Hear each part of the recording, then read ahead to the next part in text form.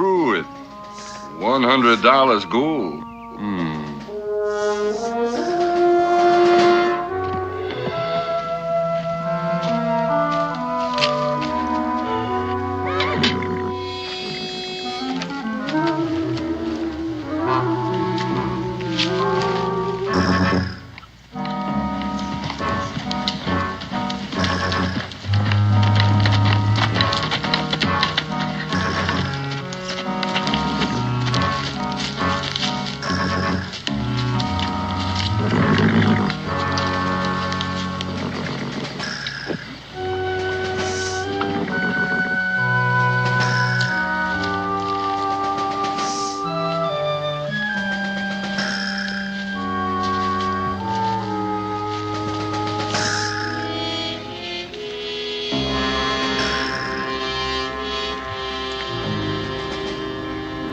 Mason boy, where are you? Right here, Luke. I had supper ready, only we ran out of flour. What you doing hiding behind those trees, boy? When I rode up, I told you I was only going to be gone a few hours. Well, you know I'm not armed, Luke. I'm just keeping out of sight till I found out who it was. Is that the only reason? What other reason? You think I was the law? What are you getting at, Luke? You know, boy, we've been traveling now for a few days.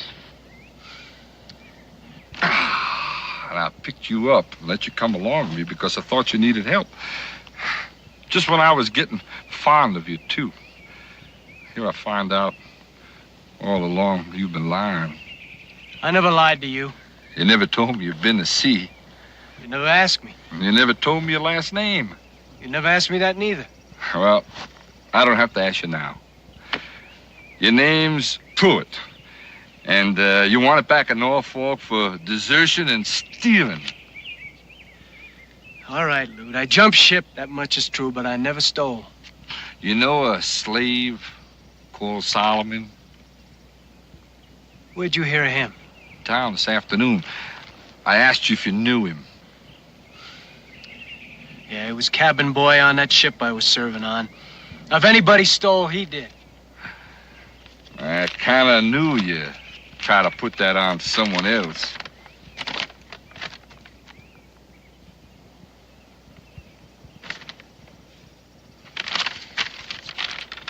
You don't believe me? I like to, but I reckon nobody'd pay $100 gold just to have you back for jumping ship. That's the going price on you. How much did you steal, boy? You can trust me. Just tell me where it is. We'll both go get it, and nobody else will know the wiser. Luke, told you I never stole nothing. Oh, now that's a shame. You won't confide in me. What do you mean? I mean I'd be shirking my duty as a law-abiding citizen if I didn't turn you in. Don't try to jump me, boy. I'd regret to do it, but I'll shoot you if I have to. You're a bounty hunter. I've been known to dabble in it when the price was right. You call me a liar. Tell me you're a trapper and we're gonna rendezvous with some of your friends. That much is true. 2 or 3 days, we're gonna rendezvous. And, I am a trapper. But there's no trapping in the summertime, and a man's gotta turn it on his dollar when and how he can. All right, Luke. You hold all the cards, I guess you win. That's what I call being real sensible, boy. Go on, grab yourself a mouthful of coffee. And, we're gonna talk about where it is. Did you hide it around here? Maybe you were around here next to that tree? Hmm?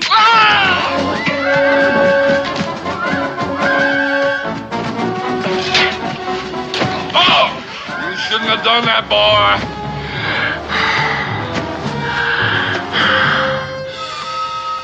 I'll get you for that, boy! I'll get you, I swear! I'll get you for that, boy! Daniel Boone was a man, yes, a big man, with an eye like an eagle and as tall as a mountain was he. Daniel Boone was a man, yes, a big man. He was brave, he was fearless, and as tough as a mighty oak tree. From the coonskin cap on the top of old Dan to the heel of his rawhide shoe, the rippinest, roaringest, fightingest man the frontier ever knew.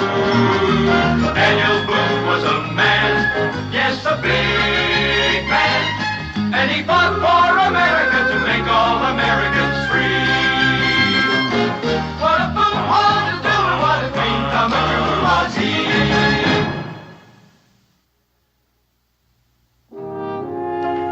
Kitty, you sure you haven't changed your mind about coming in with us? No, sir. If it's all the same to you, I'll stay here and tidy up the camp a bit. You don't know what you're going to be missing. I know what I'd be missing. I'd end up in town and get lost. The next thing I know, I'd end up on an auction block and spend the rest of my years chopping cotton. Well, that's just plain foolish. Now, you was born free. In Canada, I was born free and reasonably white. Around here, I'm free and maybe just a little bit darker. But you'd be surprised how black I get the minute we cross over the mountains into Virginia. Gideon, you got papers proving that you ain't no slave. And there's an awful lot of folks in this territory who don't know how to read. Cincinnatus, there's no use trying to argue with him anymore. He's just trying to get out of doing any work. Hoss, I think you read my mind. I'd rather stay here and fish instead. Well, now, fresh trout would taste good for supper. Providing you know how to cook them. Maybe I forgot to tell you. I've been asked to cook for royalty in my day. A princess of the Chippewa. Seems she heard about a recipe of mine for barbecue and bear. Barbecue and bear. Daniel, if there's one thing I can't abide, it's a man that ain't got the least regard for the truth. You mean to say you don't believe me? Well, Gideon, I don't know about Cincinnatus, but I believe you. Be back about sundown.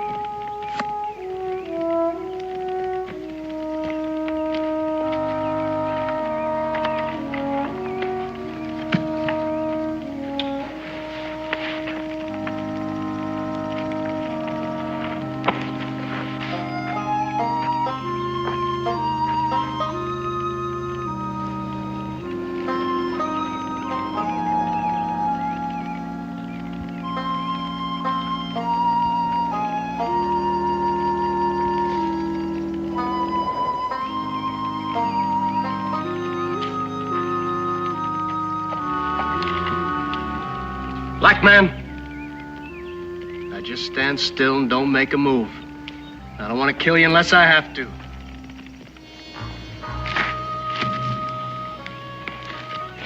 You don't know how much that does to ease my mind. Now, just what can I do for you? Get me up a sack of grub. Well, shucks, if you're hungry, you don't need that gun. If you rest yourself for a bit, I'll cook up these trout, and there's enough for both of us. When I tell you to do something, black man, you do it. Now get me up some grub. Anything you say. My old pappy told me never to argue when I'm looking down the muzzle of a gun.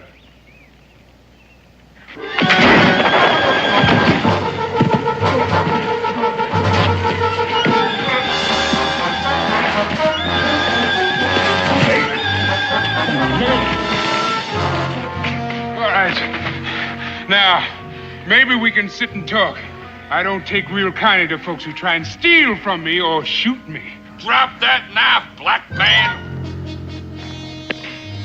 Get your hands in the air.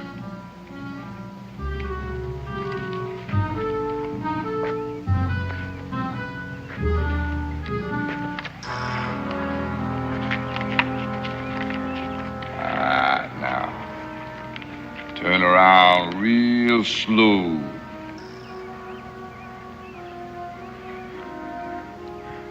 Looks like these woods is getting overrun with thieves.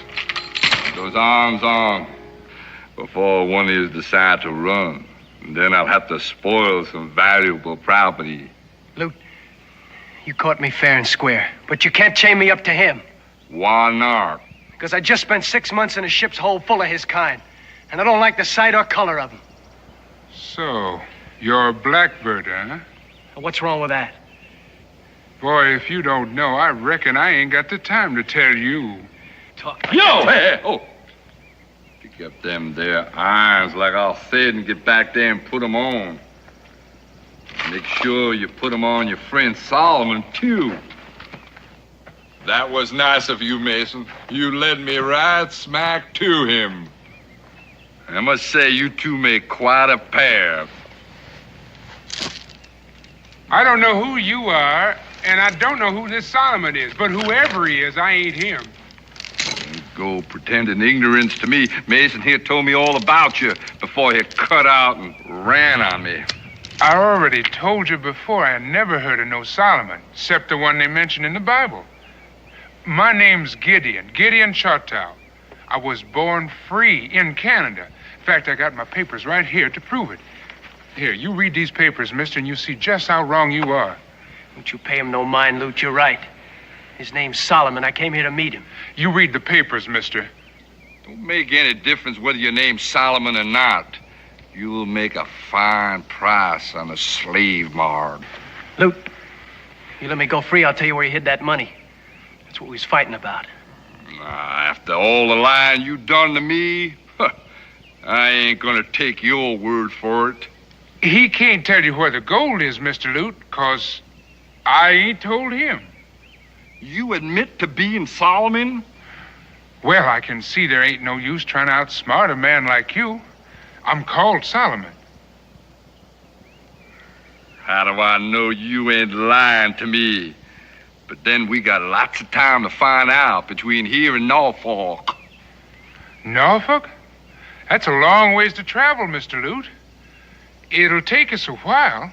Where else am I gonna collect a bounty on you two? Now you just sit there. I have to do a little foraging. Might need a little more grub before we get to go where we're going.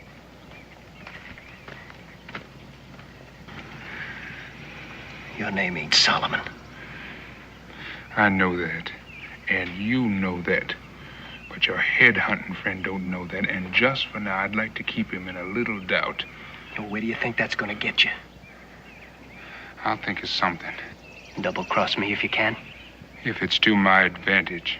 Don't you ever try, because if I get out of this... If you do get out of this, I'll get out of it, too. And you stay clear of me, boy, because I don't care for your kind any more than you seem to care for mine. You trying to scare me? I don't reckon that would take too much, 'cause you're all mouth and no backbone. I'm gonna get you for that, black man. Mason, don't you ever lift your hand to me, boy, or I'll eat you before breakfast.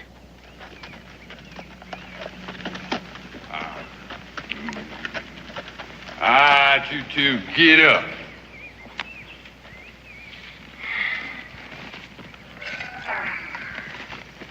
You got cornmeal, you got ham, and you got a layer of bacon. You've been living high off the hog, ain't you? Feller's got to eat to keep up his strength. Yeah, well, you're gonna need it after I'm through with you. You ain't been camping here all alone, have you, boy? You see some signs of someone else? I see 3 bedrolls over there. Well, I'll be honest with you, Mr. Lute. I stole the wagon. Them bedrolls and supplies was in it. If you was to look real close, you're likely to see some wheel marks. Whatever happened to that wagon, boy? Well, I sold it to a trapper passing through. I thought maybe I could make better time afoot. You're lying again. Well, if you think so, why don't you just sit here and wait and see? I reckon that's just what you want me to do, ain't it? Yeah, well, I'm gonna take this here trout, make a nice little meal come supper time. All right, now let's move out. Which way? Right out amongst those trees there. Well, that's heading north, Mr. Lute. That's the wrong way to Norfolk, unless somebody's gone and moved the whole Atlantic Ocean. Who said I was going in that direction? That's just what you want me to do, ain't it? Well, I don't aim to leave a plain trail. Yeah. All right, now, you move out in the direction I said. Yo!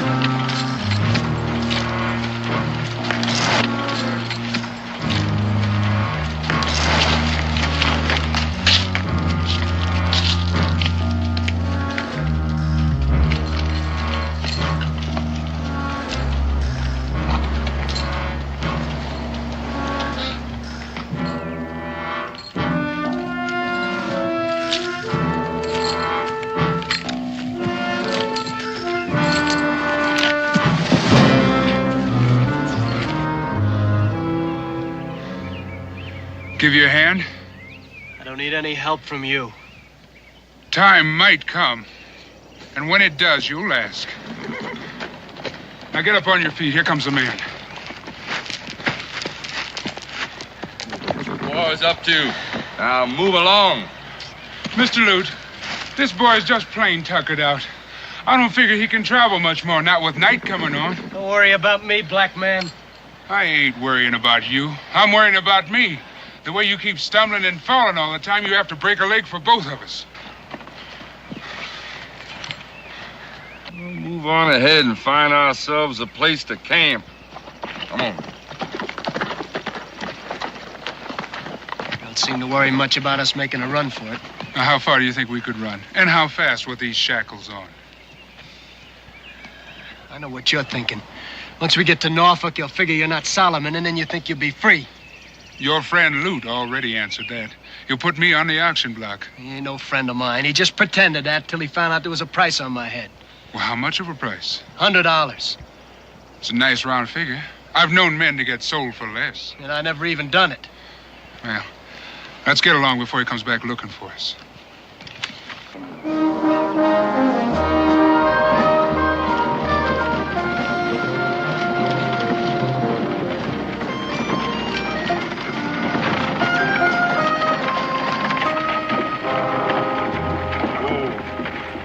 What in the world is going on here?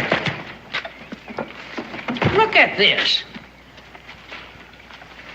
Must have been some bear rummaging around for some food. Well, if it was a bear, he was wearing horseshoes.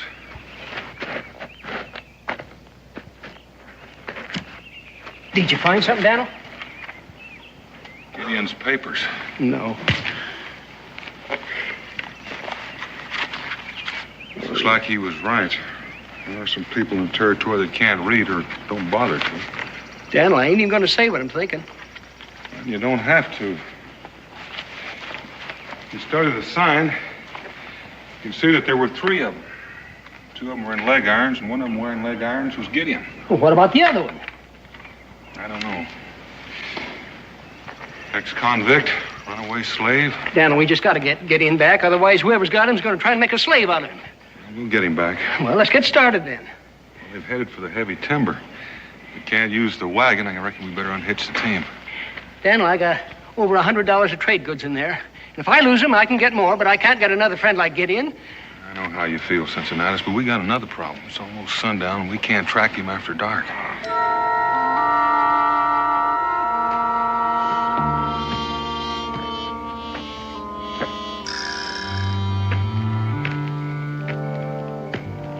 Get up.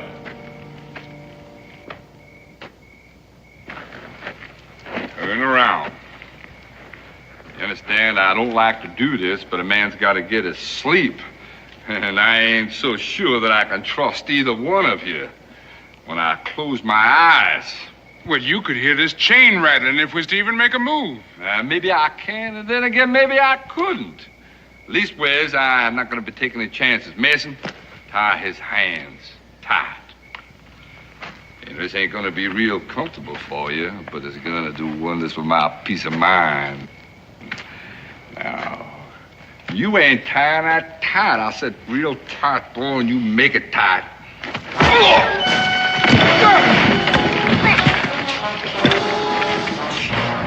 Ouch! Ouch!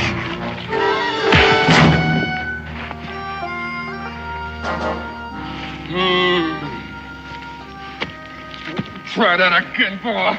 I'm a peace-loving man, and you made me get real close to making me mad. There ain't no use in you talking to him, Mr. Lute. He can't hear you. Maybe he can't, but you can. And don't you get any cute ideas about taking me, because that ain't going to be a patch of what I'm going to do the next time. When I decide to jump you, Mr. Lute, I'm going to get the job done real fast. Just say when. I will say when. It's a long ways from here to Norfolk, and it stands to reason you going to get a little careless.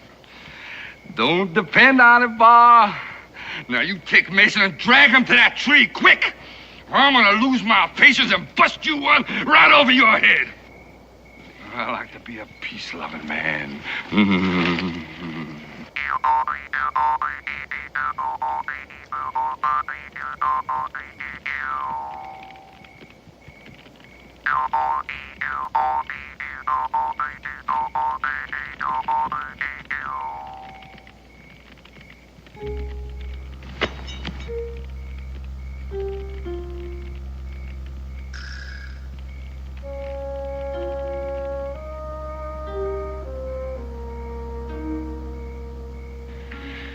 Why didn't you help me when I had him down? We could have got away. With these irons on. He's got a key. Have you seen it? Well, no, but it stands to reason. Well, what I've seen of your head-hunting friend, I don't doubt he's already thrown the key away. And if we'd have tried to break and run, he'd have shot us both. Not if he was dead. Look, even if he didn't have a key, we could have found some way to get these chains off. You mean to tell me you were setting out to kill him? If you would give me some slack in that chain, I could have finished him. Then I'm glad I stopped you. I don't hold with murder. What do you mean, murder? That's what it would have been. What do you think Lute would have done in my place? Shot you in the back, given the opportunity. So what's the difference if I kill him? The difference between you and him. What do you mean by that? The difference is Lute ain't got a conscience. He could shoot you down and never turn a hair. But you ain't like him. How do you know what I'm like? I'm talking to you, ain't I? I don't mean nothing. Answer me one question, Mason. Have you ever killed a man? Well, no, but... Then my advice to you is to keep it that way if you can. Killing ain't something you just do and then it's done. It's something you have to live with, and it ain't always real good company.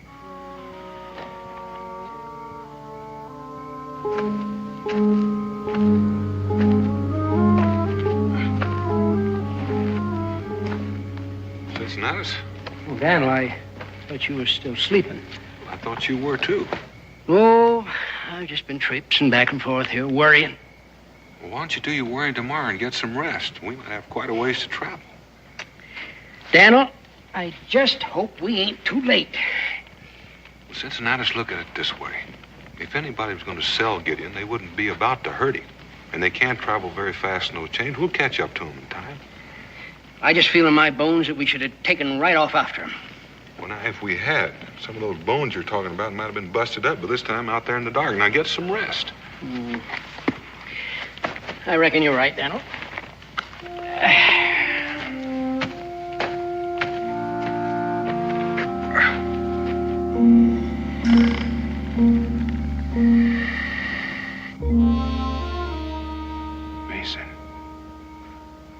Mason, are you sleeping? How could I sleep all tied up like this and half froze to death? Since that's the case, why don't we talk some more then? I got nothing else to talk to you about. Well, that's all a matter of opinion. I figure we got at least one thing in common. I got nothing in common with a black man. Well, the way I see it, we're each half owner in a pair of hobbles. And another thing is, I'm sharing the same tree with you. Look, will you shut up? Keep your voice down. You have to wake the man, and he might get displeased that you made a noise while he was sleeping.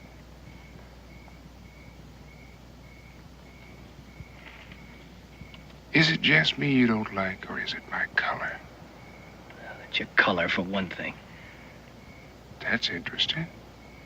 Because sitting here back to back, you can't even see me. Look, I know you're black. And I don't like blacks. Then that's why you set out to be a slaver. Who said I set out that way? As I recall, it was you that said it. But that ain't what I said. Well, how come then you were on a ship with a whole black cargo? I was drinking in this waterfront saloon. And when I woke up, I was on my way to Africa. Does that answer your question? I do believe it does. Your only trouble is you got a guilty conscience.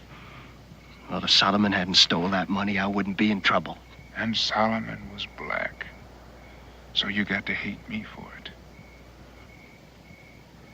Now, you take your friend Loot over there. Look, he ain't no friend of mine. He's no friend of mine either. In fact, I downright dislike him. Also, he's white. And you're white, too. So the way you think, why don't I hate you?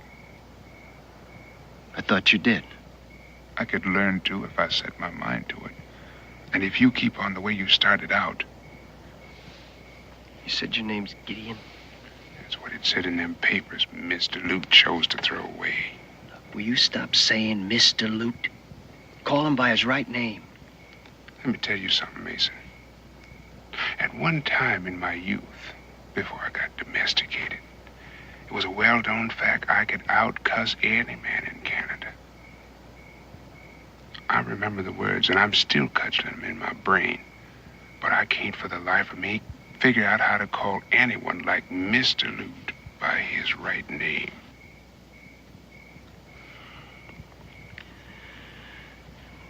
About them papers.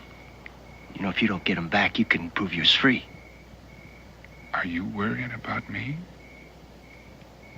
Worrying about you? I'd put you on an auction block right this minute if I could get the money to pay Loot off. About them papers. I got sort of a feeling they'll come looking for me. You really got a friend you're camping with? Yeah, I got a friend. Is he black like you? Well, I've heard it said some folks call him black-hearted. But on the outside, he tends to be light-colored. You two figured I was sound asleep, huh? Why, Mr. Loot, if we knowed you was awake, we'd ask you to come over and join our conversation. I turned all right, except I was listening instead of talking. You hear anything of interest? I heard enough to make me change my plans. That's so. Figured I believe all that hogwash about you stealing that wagon and then selling it, didn't you? I had hoped you did. Well, now I know for sure that we ain't gonna camp here, so we'll just be moving on. Right now, tonight.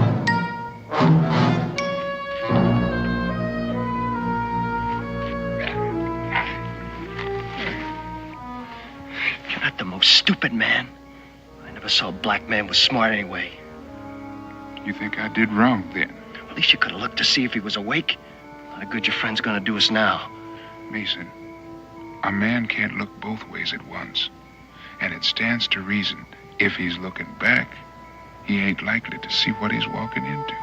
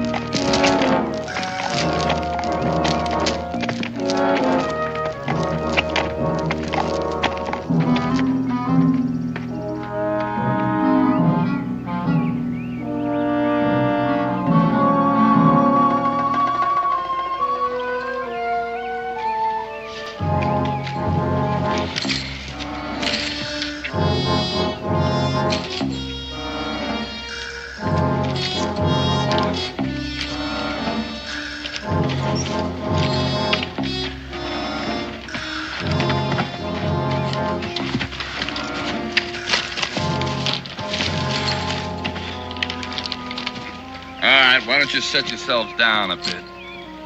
I'm gonna go back there and check out everything. But I'll be watching you.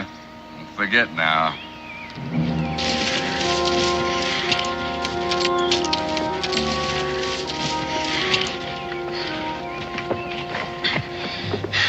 Think your friend can track us through this kind of country? Yeah, he can find a trail. This chain has got to leave a mark or two along the way. And what happens then? He's apt to get disturbed at me for letting myself get captured. You really think he can get you out of this? I'd like to keep that thought in mind. Would you ever stop to think he might get himself killed? By Loot? By Lute's friends. Where do you think we're going? The only name I've heard so far is Norfolk. That's after we meet Lute's friends. They're waiting for us up at a cabin up in Indian Creek. When your friend's gonna help us, you better get here pretty soon, because you haven't got far to go. I'm real glad you mentioned that. What are you doing? I'm just leaving a little trail. A lot of good that'll do us. It could do us a lot of good. Because from now on, one of us is going to get tired and start walking mighty slow. Hey, which one's that? Well, just looking at the two of us, which one of us do you figure could play out first? Which one? It stands to reason that it's got to be you. Oh, no, you don't. If I start lagging behind, Lute's gonna start hitting me with a rope. And if I start lagging, he's just bound not to believe me. Well, then we're just gonna have to go the way we've been going. I already said we can't do that because we'd be leading Daniel into a trap. Who's Daniel? He's a friend I mentioned who's trailing us. That's why one of us has got to start acting tired. Well, it's gonna be you. He's your friend, not mine. Mason, it's just a shame you can't see your way clear to cooperate.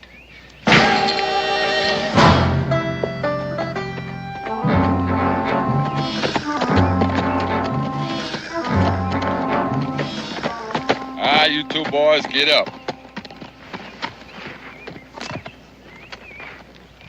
What's wrong with him? He's tired. I'm gonna tell you something, boys. I'm getting plumb tired of you two always playing tricks on me. Now, will you tell him to get up? Mason, get up. You see? The poor boy just can't move. He's plain old everyday fainted from the heat and climbing the hill and dragging all these chains behind him. Mason, boy, will you get up before I run out of patience and put a hole clean through you? You wouldn't take my word for it, would you? What am I gonna do? $100 worth of bounty line down there and your friends pushing me from behind? Well, the way I see it, Mr. Lute, you could let him stay there until his strength starts coming back. Let your friends catch up with me? I ain't gonna do it.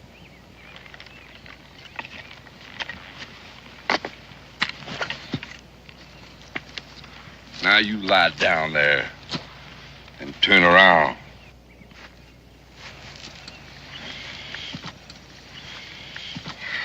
I reckon a little water will revive him.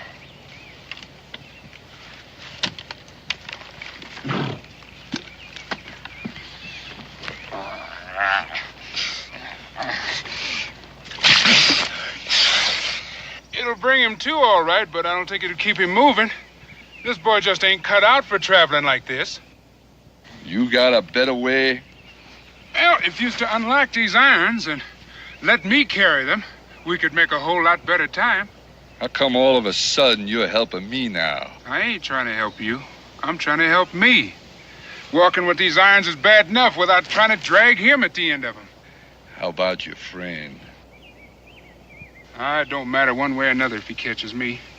All he'd do is take me back where I started and have me whipped for trying to escape or shoot you for stealing me.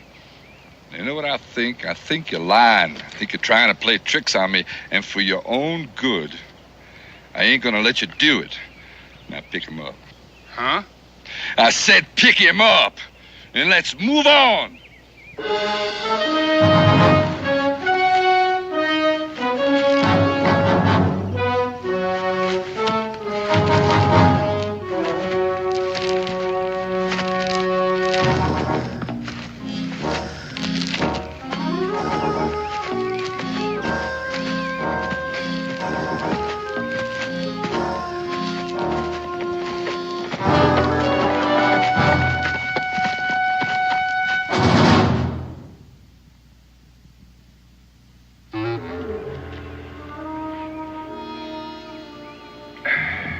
camped here a while last night. The ashes are still warm.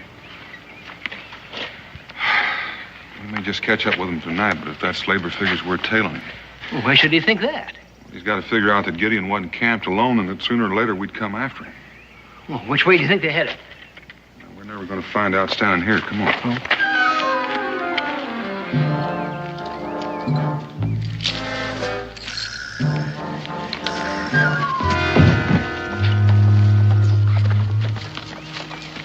What's going on? How do you expect me to walk? When this boy's so weak, he keeps tripping me. He can't hardly put one foot in front of the other with all this weight. All right. Unlock him. Take the shekel off his foot and put it on your foot. And then throw me back that key. And no tricks, boy. Come on, you can hurry fast in that, boy. Let's go. Let's have that key. Come on.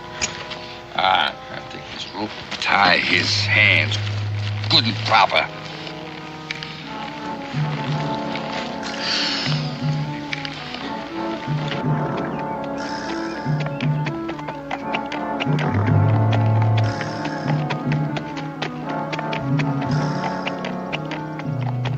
When the time comes, you cut and run. I'll let you know when. Will you expect me to outrun that horse? I expect to take care of that, too. And what happens to you? Well, I'll still be walking and toting this iron I got draped on me. Oh, you expect me to come back and help you when I get free? Well, the idea had crossed my mind. And what makes you think when I get free I'm going to come back and help you?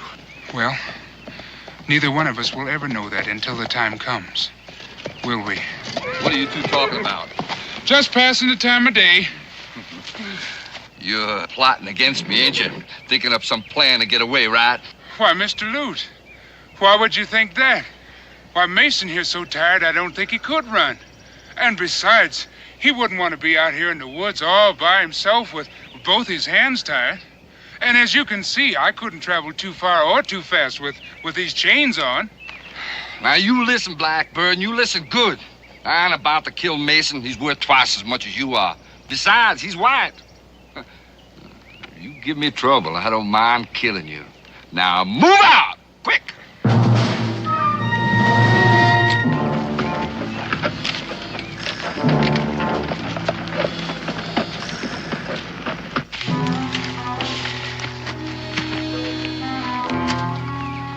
Daniel, we gone as far as we can go. There ain't no way we can track him through this country.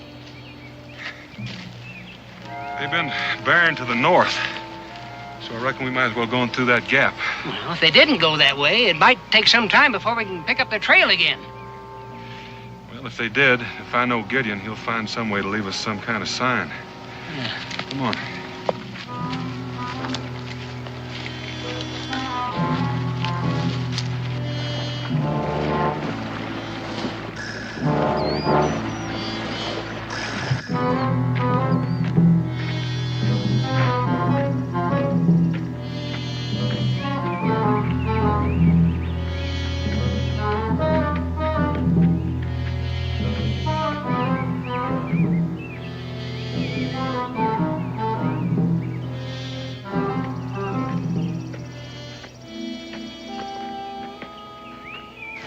In Cincinnati, we haven't lost the trail yet.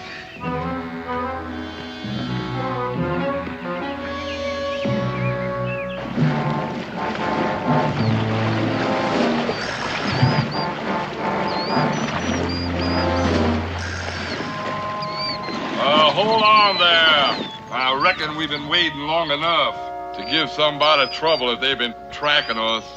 You aiming to ford the river here? You got anything against it? Well, not entirely, but I'd like to mention that these chains weren't made for swimming. If we step in a deep hole, I'm bound to sink. You just wait here, and I'll have a look around. Water cool you off a little while.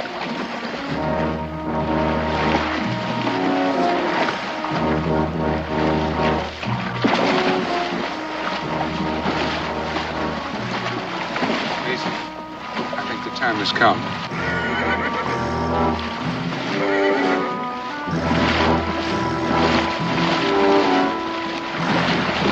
on, you two. No need a word, shallow all the way.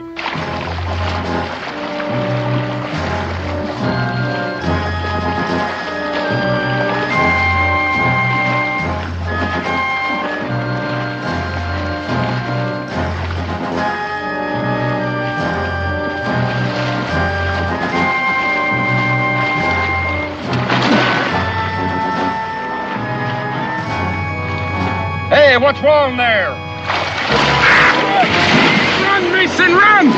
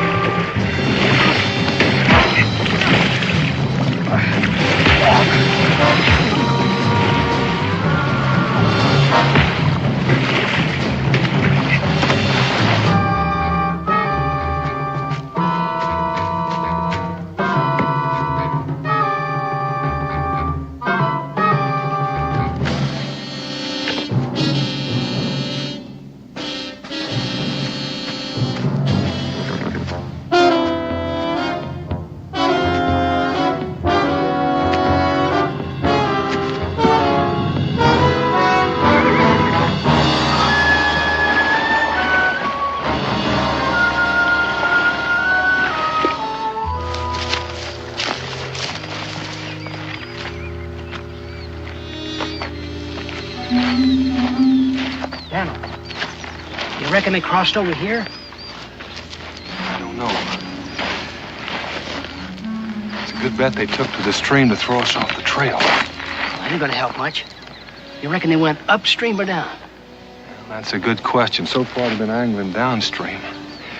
Reckon we'll try that way first. Maybe we can find where they crossed out. Yeah, well, there's one good thing. They ain't gonna make much time as long as they're in the water. Let's go.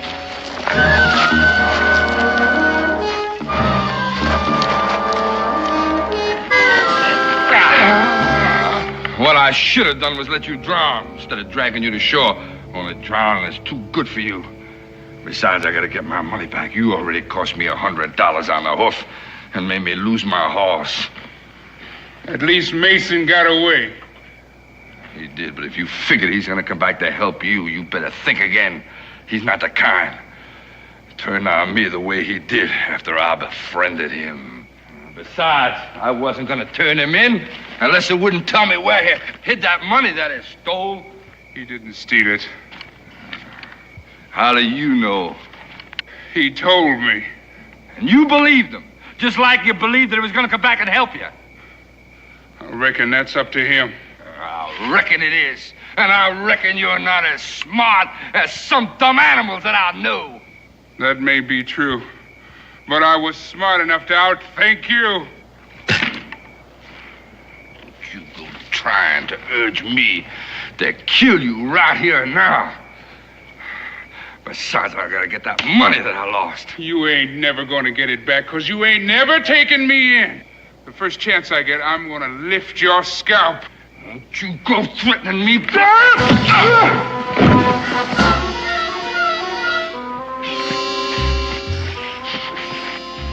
Oh, no, you don't. You thought you tricked me into getting me mad, didn't you? Well, I outsmarted you. 'Cause there's nothing that you can do to make me cut your throat. But that doesn't mean to say that I can't teach you to go around not kicking people. See, that ain't so nice. So I'm gonna strap you till you wish that I had used my knife.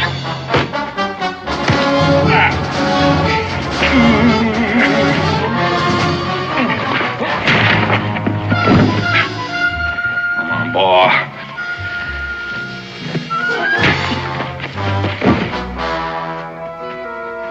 I warned you, boy, but you didn't pay me no mind. And now you've gone and made me mad. I don't want to cut you, but it just seems I can't trust you anymore. Mr. Lute. Ah!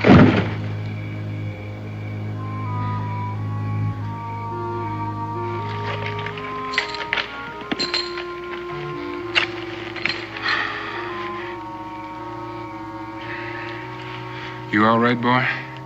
I'm fine. Mason, why did you come back? You could have got yourself killed dead just now. You could have got yourself killed dead trying to help me. That makes us even then. Well, not quite.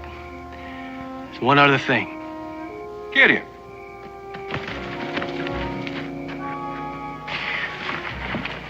Here's your friends? Yeah. Hoss, you and Cincinnati sure took your time getting here. Well, we kind of figured you was old enough to look after yourself, but it looks maybe like we were wrong. Who's he? This here's Mason Pruitt. You might say he's my traveling companion. You might say that he's my friend.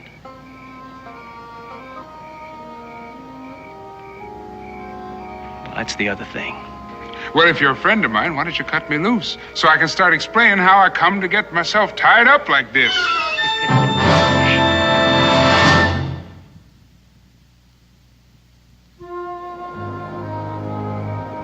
What are you going to do now, Mason? Well, first thing I have to do is go back to Norfolk. Get yourself thrown in jail? Could happen, but I gotta try and get myself cleared of that robbery charge. I'm tired of being hunted. And you're going to go back to sea? Oh, sir, one trip's enough for me. The truth is, well, I get seasick. Well, what are you going to do then? I don't know. I haven't had much time to think about it. Well, didn't I hear you say you joined up with Purdy to go trapping? Yeah, it was before I found out there was a bounty on my head. Well, is that what you want to do? I'd sure like to try, but I don't know much about it. Well, there's no finer place for trapping than Kentucky. And no finer trapper in Kentucky than Gideon. Think you could teach me, Gideon?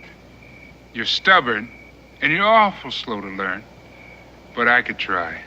You just look me up when you get back from Norfolk. Well, I guess it's all settled then. Not all of it. What are you going to do with him?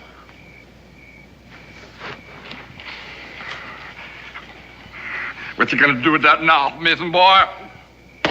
What I ought to do is what you meant to do to me. I was only fun, and you know that. Remember how we used to be real good friends? Yeah, I remember. Oh, thank you. Thank you. Now get out of camp before I change my mind and skin you. Ain't you gonna let me have my gun? You got some friends a little ways from here, don't you? Well, I figure you'll make out all right. Could I have my horse? I think Gideon needs that horse a little more than you do. That'll about make him even. Now get out. You drive a hard bargain, boy. But just to show you there ain't no bad feelings. Don't ride that horse through Salem, 'cause that's where I stole him.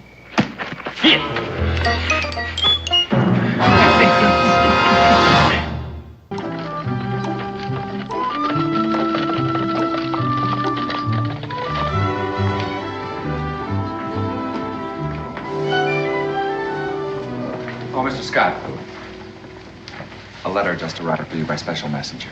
Oh. You go on in, Dan. I'll be along in a moment. And it's apparent wherever you look. Primitive, unlettered people with barbaric manners. No idea how to serve food. No appreciation of wine or clothes or... Now, there's an excellent example of what I'm speaking about. The perfect primitive. No knowledge of the finer things in life and no desire to learn about them. He lives in the wilderness by his wits, like an animal. Young man, living in the wilderness does one thing for you. It sharpens your sense of hearing, like an animal. I'm so sorry. I had no intention of offending you, I can assure you. Oh, you're here. Good. Dan, I'd like you to meet my son, David. I already have, in a manner of speaking. I see. Well, there's no sense putting it off any longer. This is the favor, Dan. I want you to take him. Take him? To live with you in Boonesboro. Well, I said there wasn't anything I wouldn't do for you that you asked, and I meant what I said. And I said I wouldn't hold you to it. So you turn me down and I'll understand. Doesn't David have anything to say about this? Oh, of course. I am of age. I wouldn't be here if I hadn't agreed. You realize, of course, you'll be living in the wilderness with us primitives, with none of the finer things. I'm not trying to get out of anything. I just think David ought to know what he's getting into. Methinks you doth protest too much, Mr. Boone. I see. Well, then I reckon that settles it, doesn't it?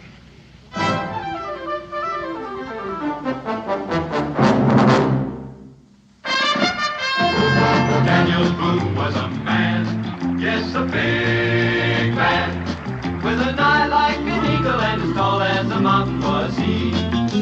Daniel Boone was a man, yes, a big man. He was brave, he was fearless, and as tough as a mighty old tree. From the coonskin cap on the top of old Dan to the heel of his rawhide shoe, the rippinest, roaringest, fightingest man the frontier ever knew. Daniel Boone was a man, yes, a big man, and he fought for America to make all Americans free. What a Boone wanted to do and what a dream come true was he.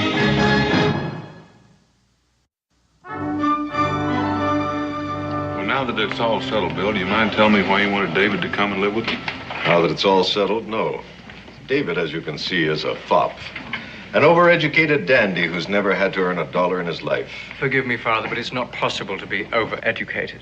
On the contrary, you're the living proof that it's quite possible for a man to spend so much of his time becoming overeducated in useless things that he's had no chance to learn any useful ones. He's never had to raise a blister on his hand or a drop of sweat on his brow from honest labor. You were the one who suggested I go to Europe to get the best education possible. You even chose the school. That's true, but And I made the most of it.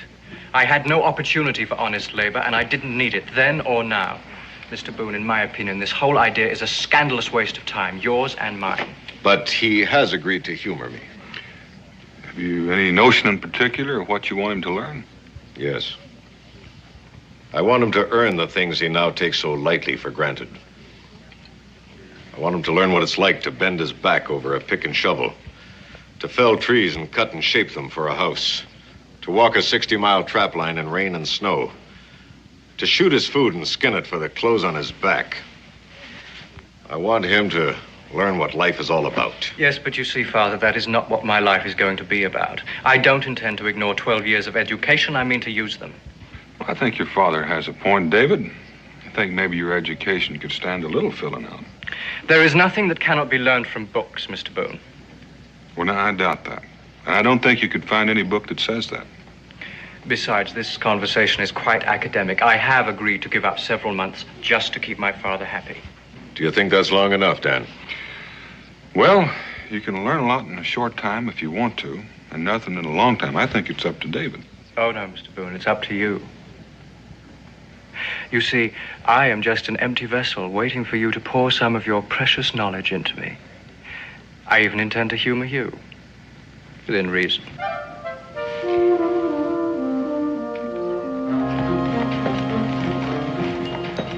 Unfortunately for me, of course, I shan't be seeing such delightful creatures as you two where I'm going. We'll miss you. Don't be gone too long. Well, I'll try very hard. I assure you that I'll... Well, he seems ready for the frontier. Seems pretty well set up for a young man spent the last 12 years living the life of a gentleman.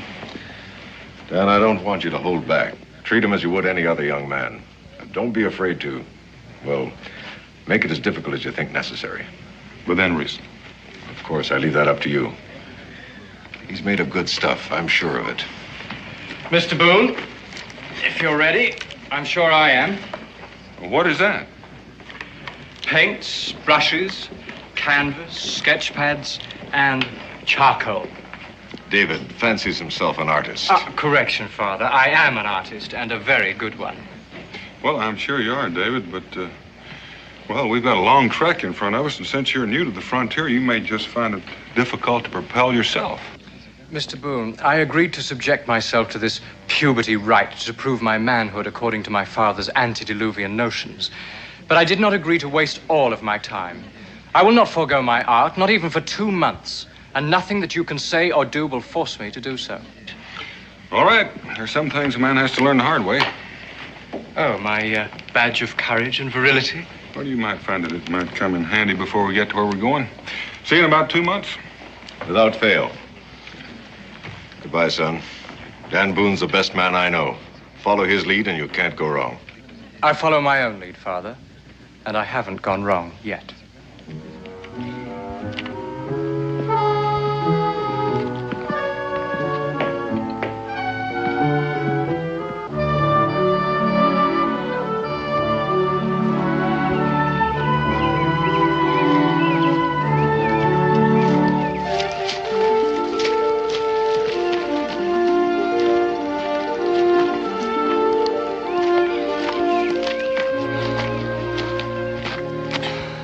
Why are we stopping? Get a chance to catch your breath. Oh, no. We'll carry on until you're ready to rest.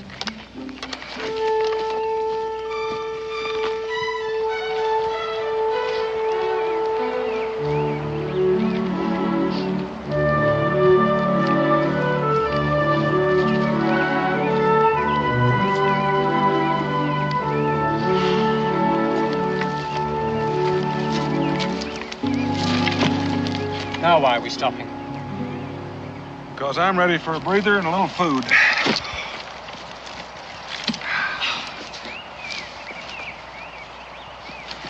Taking pity on the tenderfoot? You've been choosing the most difficult route possible, haven't you? And the shortest. Trying to break my spirit? Make me more tractable to training as they do with wild horses? Oh, not exactly. But you gotta get blisters before you can grow calluses.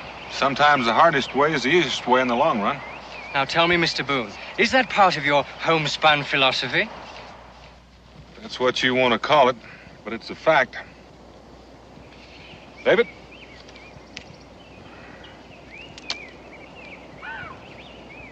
I heard that you pioneers sometimes eat horse meat, but I didn't know you ate the harness too. It's horrible. Well, you may not like it, but it's nourishing. We can't afford to shoot any fresh meat as long as we're in Shawnee country. That's very amusing, Mr. Boone. You know, you needn't try to inflame my imagination with fantasies of all the dangers lurking ahead of me in the wilderness. I've made my commitment to study before the feet of the Aristotle of the frontier, and I intend to live up to it, without any of your childish attempts to frighten me. You sure used a lot of words, David. I'm so sorry. Are you having difficulty following my conversation? No. No, I'm getting the general idea. I sure would hate to have you holler help for me, though, if I was drowning. Well, then I'll make it very simple for you. I don't believe that there's an Indian within 100 miles of here. Takes in a lot of territory. You'd still have me believe that we're in danger, wouldn't you, Mr. Boone? Well, I'm bored with your childish pretense. I've had enough of it. Well, you're entitled, David. You're pretty good at humoring people, so just for now, why don't you humor me? And let's haul out of here.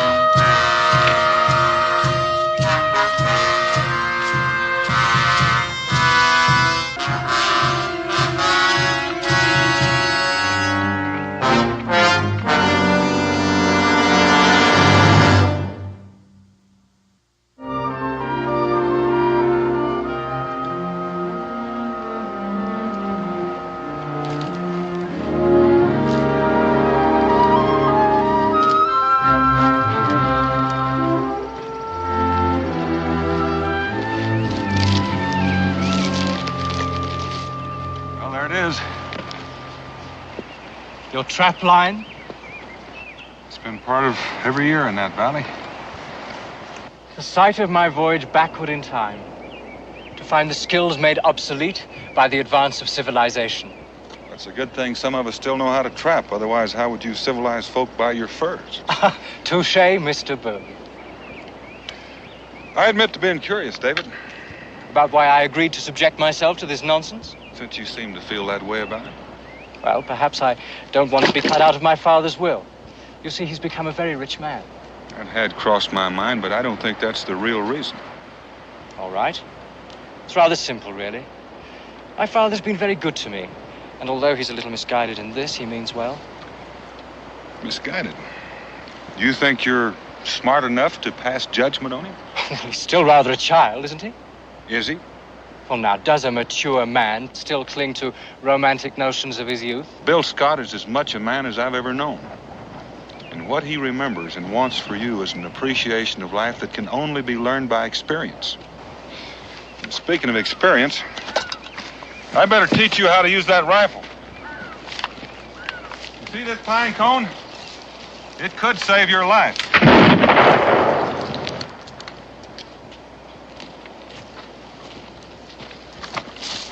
Did I say I was going to teach you how to shoot?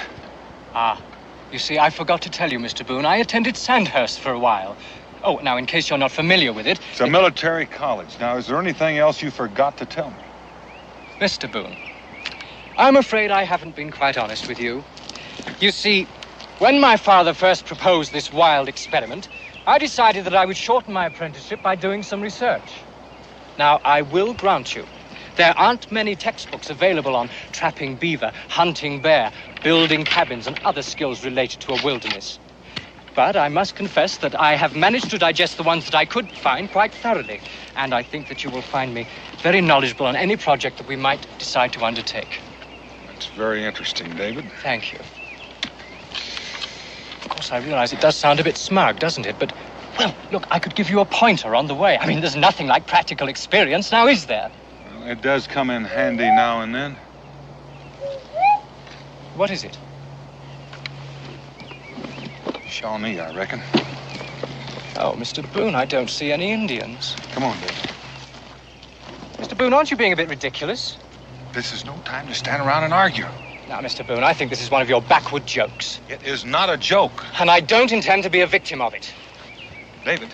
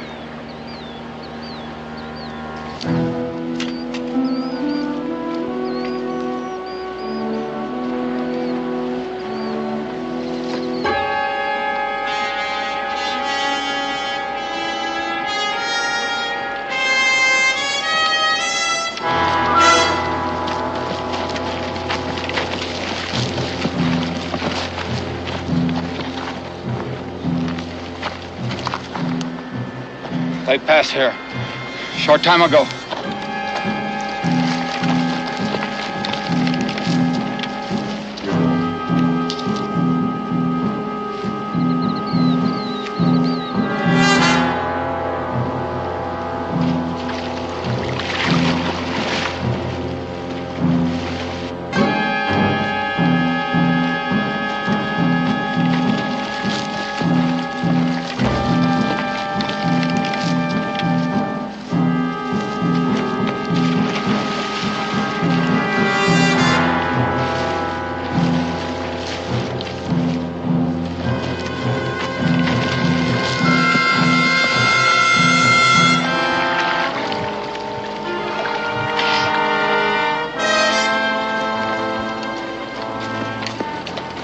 Tracks on the shore?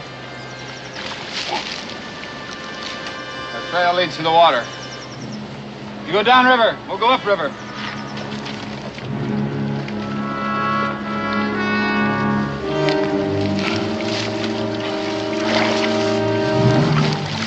Quietly. Let him get out of earshot. He's magnificent. Most impressive specimen. Do you think he'd pose for me?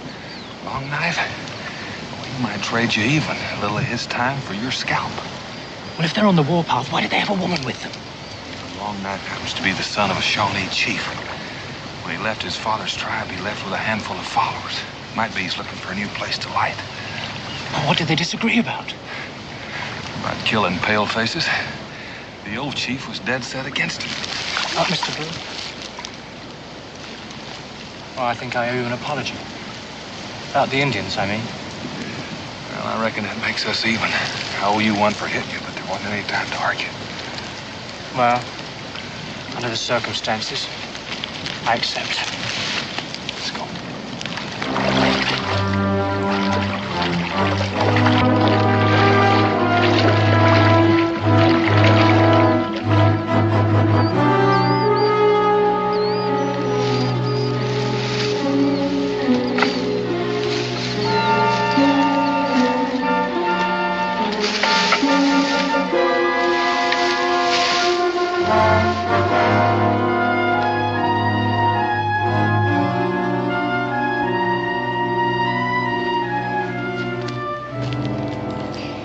forgive a rather obvious question, Mr. Boone.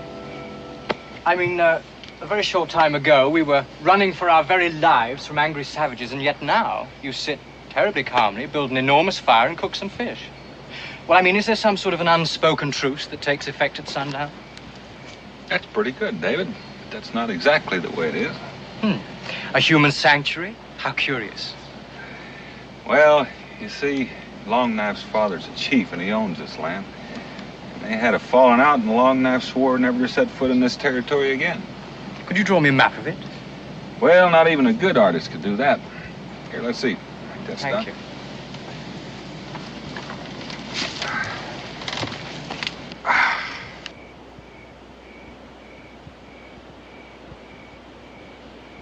I've tasted trout in the finest restaurants in London, Paris, and Switzerland. It never tasted like this before. Well, catching it yourself adds a special flavor. That and eating out in the open. I defer to you on one thing, Mr. Boone. There are things that cannot be learned from books. Well, I reckon it would be hard to write down the taste of fresh-caught trout. I must confess that, despite my preconceived conclusions, I admire you, Mr. Boone. That is, of course, in the way that you relate to your environment, limited though it is. But I don't understand why a man of your obvious capabilities would choose to spend his life in this wilderness. Well, that's just another difference of opinion, David. I never consider spending my life out here a waste. Man against the elements, the primordial battle for survival, that's a rather limited use of the abilities God gave us, surely. Not against, David. Learning to live with nature, to make the most of what God has given us. Well, of course, if you prefer to use it in those terms. But the very fact that it can all be learned in a matter of a few weeks doesn't add up to much of a challenge, does it? Well, I'm still learning, but then, of course, I never had any chance to read those fancy books of yours. Well, you pick up a few minor things, nothing very important. But, you see, I've learned enough since I've been out here, Mr. Boone, to be able to exist on my own if I so choose.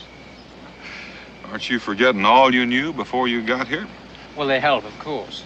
But what I'm really speaking of is the practical application of that knowledge. I haven't seen any demonstrations of that yet. Ah, but you're my instructor. I'm here to learn from you, remember? Oh, in other words, you didn't want to show me up. Putting it rather bluntly, but yes, you're right. You know, David, I've known a couple of young cubs like you, and they've all had real outsized opinions of themselves. But compared to you, they've all been shy and retiring. I hate false modesty, Mr. Boone. I'm surprised you even know how to pronounce it. And if I were a betting man, I'd place a sizable wager that I could reach Boonesboro from here all on my own, even though I've never been there before. If I weren't a friend of your father's, I'd take you up on that. You'd lose the bet. I doubt it. And you'd be apt to lose your life. Mr. Boone, that sounds like a challenge. No, just friendly advice. A word to the wise? Which the wise would heed.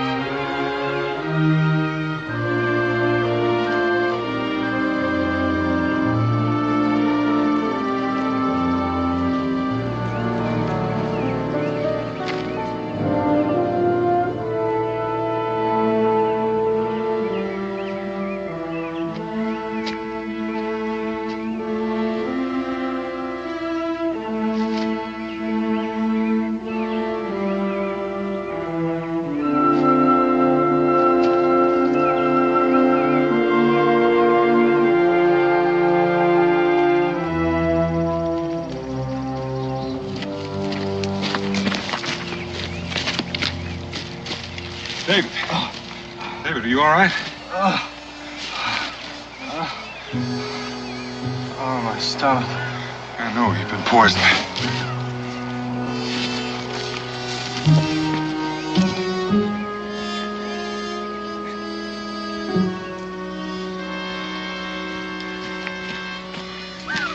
Here, chew these.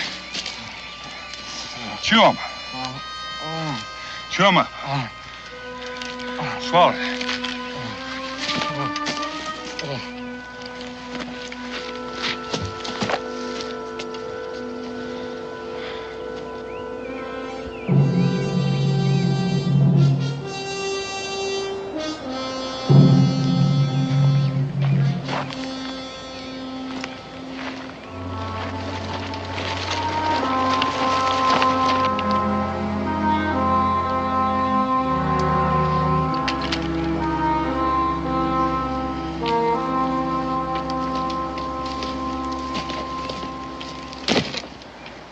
How do you feel? It's all the same to you. I think I'd like to die. Right here. You almost did. Aren't you going to say I told you so? No, I figure you feel bad enough already. We've got to keep moving. Your nighttime navigating took us right back into Long Knife's territory, and he just might have picked up our trail again. Mr. Boone, I don't know how much help I'm going to be, I'm afraid. Well, it doesn't matter. Just don't try using that gun.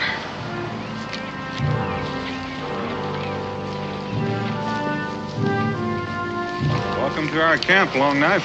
I've been sort of expecting it. I have a difficult trail to follow. You're not quite difficult enough.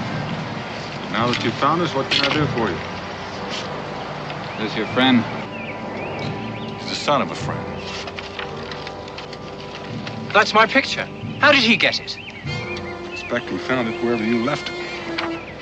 Did you make that drawing? Yes, I did. Good. You come with us. Beg your pardon? You will come with us. What do they want with me? I don't know, but I wouldn't put up too much of a fight. Oh, this is ridiculous. They can't just abduct me like this. Long Knife, the son of my friend, and I came in peace. Boone, don't make me shed your blood. A tribal artist has died. I need someone to take his place. I need someone to paint the signs when we bury our dead. I see. Without these things, your braves grow restless. Think of rejoining your father's tribe. This will not happen.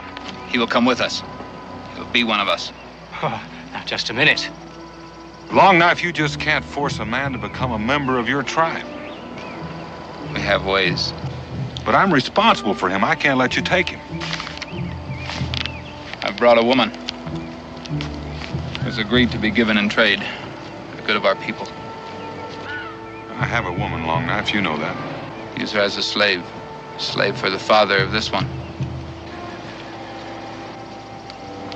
She will untie you when the sun goes down. Do not follow, Boone, or you will die. Mr. Boone, you cannot allow this to happen. I don't seem to have much to say about it. Well, contact my father. Perhaps he can... I'll do that. But don't you do anything foolish. Have patience. Do you understand that, David? I think I do.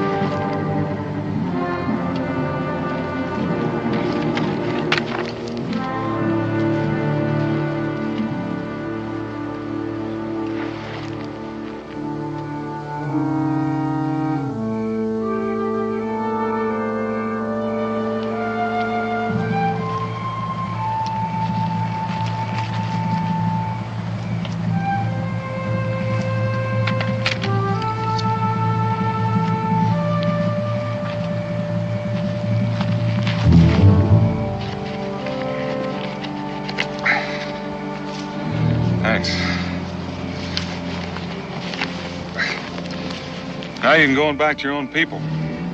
I cannot. I belong to you. Nobody belongs to anybody. No offense intended.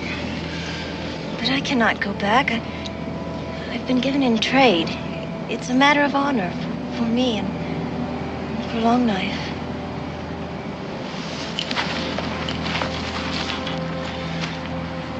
You got a point.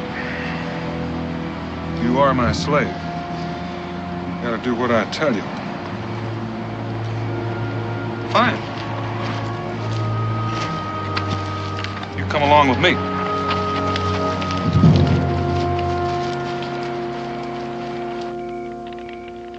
You may rest now. Ah, is the painting finished? Oh, no, it will require several more sittings. You have great magic in your brush. It's not a question of magic, it's a question of being taught, a question of training.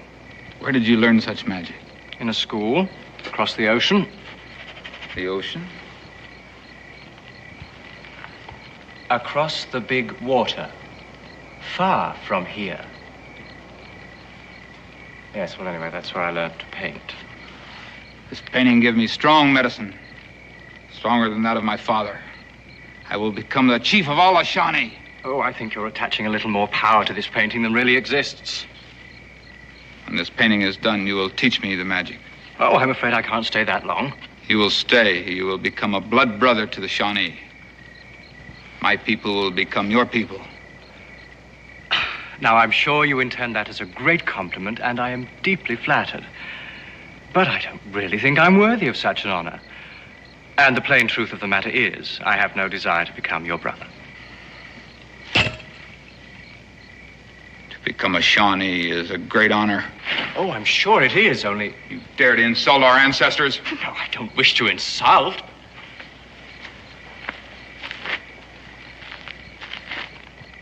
You paint again. Yes.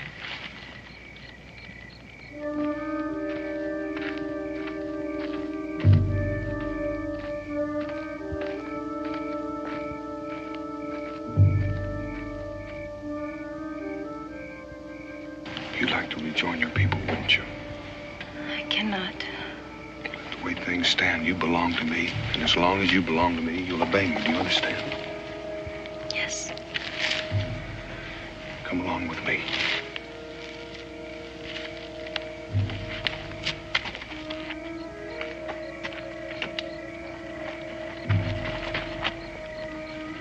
Good. Ah, you're tired of holding that pose? Then we shall finish the painting tomorrow. Now you become one of us. What?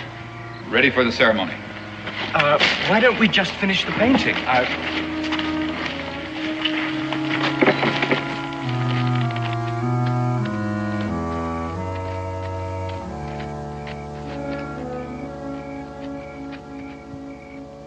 You know, since Longknife figures that you're a fair trade for David, I think it's only right that David's a fair trade for you. I don't understand. I just wouldn't want Longknife to come to the conclusion that you'd gone along with me in this.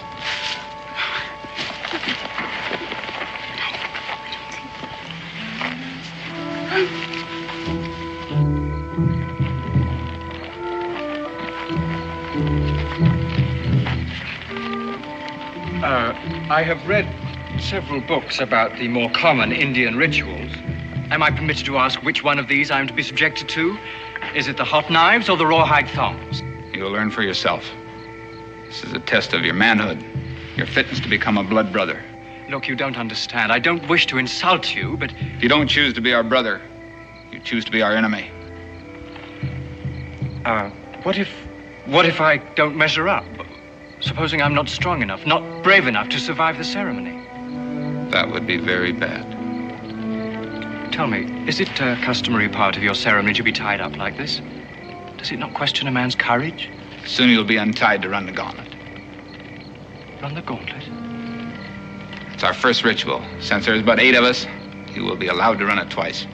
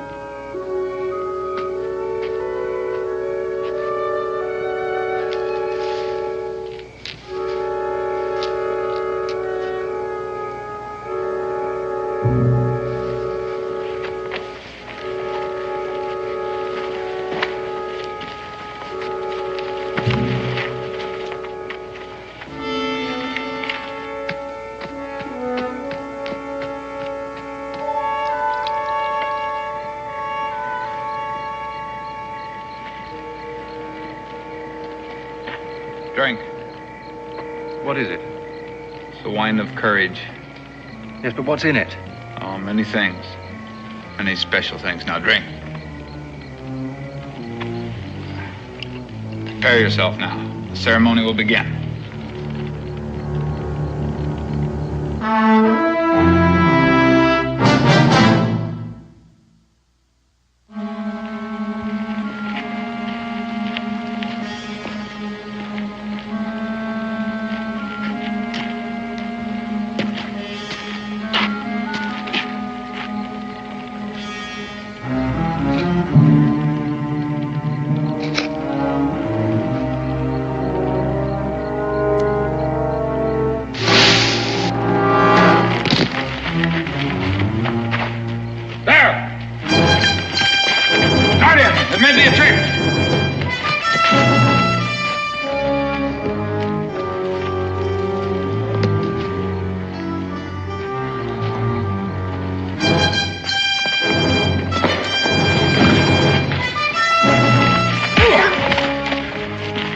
Magnificent tactics, Mr. Boone.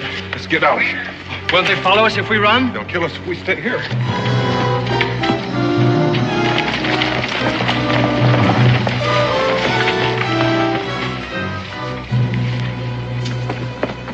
Mr. Boone! Mr. Boone! Save your breath, run. There's a river just up ahead. Mr. Boone, it's my paints. Your paints? Yes. I left them at Long Night's camp. I must go back for them. Are they worth risking your life for? Well, we can take another route back, but I've got to have them. You don't understand. If they catch you again, they're going to kill you. And what's more important, they're going to kill me, too. Mr. Boone, I'm sorry. I must have my paints. David.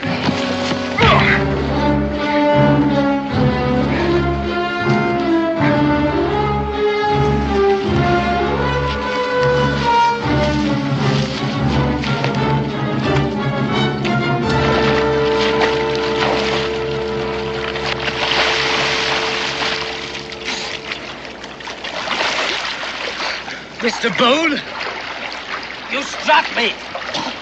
Again. That's right, I did, again. All right, sir. This time, I insist on satisfaction. Listen, I'll give you a chance, but this is not the time or place. Long Knife's behind us, and if we fight here, he's the only one that's going to get any satisfaction out of it. Very well. I will await a more propitious time. Well, I'm sure glad to hear that. Now, let's get out of here.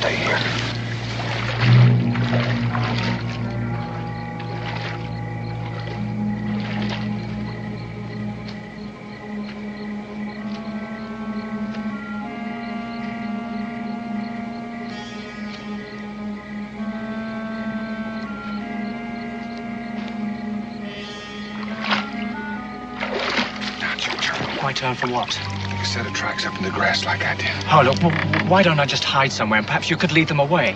Now, wait a minute. It's not that I want to make you the quarry for my own safety. I don't want to see you killed on my account.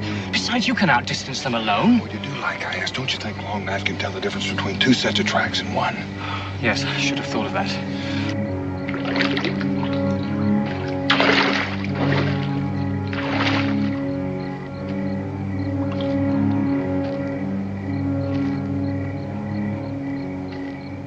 Now step exactly back in your tracks and keep your weight on your heels so it looked like you were going forward. Rather tricky, isn't it? It's very convincing, though. Do you think Long Knife will be taken in by the deception? Better hope so. Come on.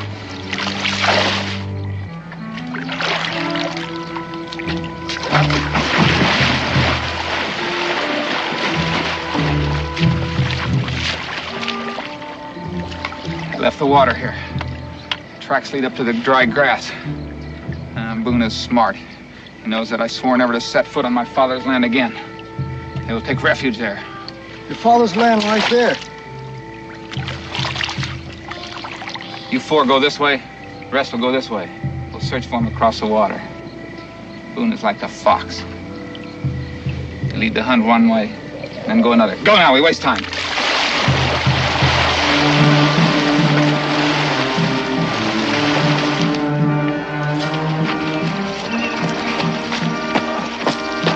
Mr. Boone.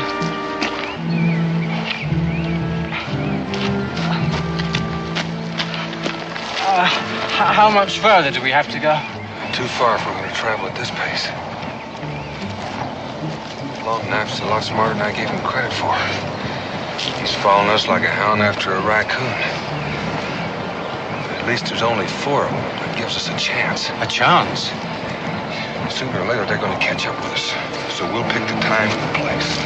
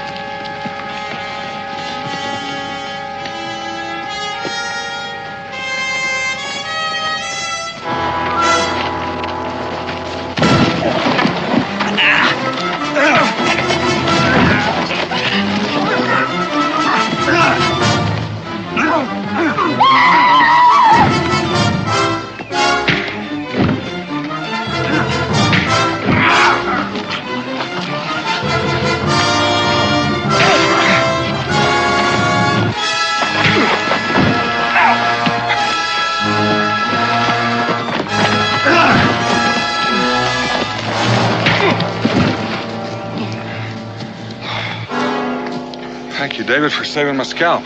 Well, that works both ways, doesn't it? Now, if you'll let me have your knife. What do you want with my knife? Well, we're going to scalp them, aren't we? Don't tell me you've read a book on how to lift a scalp. Yes, I did, and it gave very explicit directions. You see, you hold the forelock of the victim with your left hand, and you make an incision just at the hairline on the forehead. Well, David, don't you think we could just tie him up somehow? It won't hold him for long. It'll be long enough to get out of here. Oh. Well, I suppose that decision's up to you, Mr. Boone. But I must tell you, I'm very disappointed in you.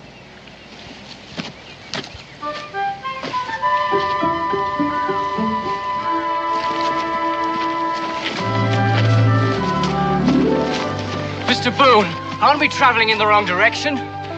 Well, we have been for several hours. Why?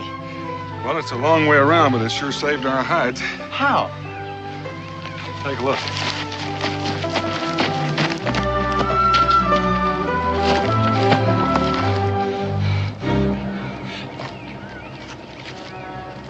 They're stopping.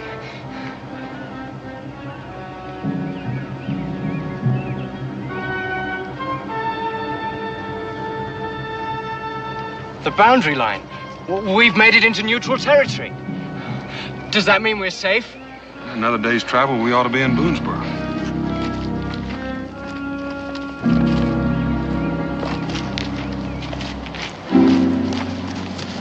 All right, Mr. Boone. Here and now? Here and now, Mr. Boone.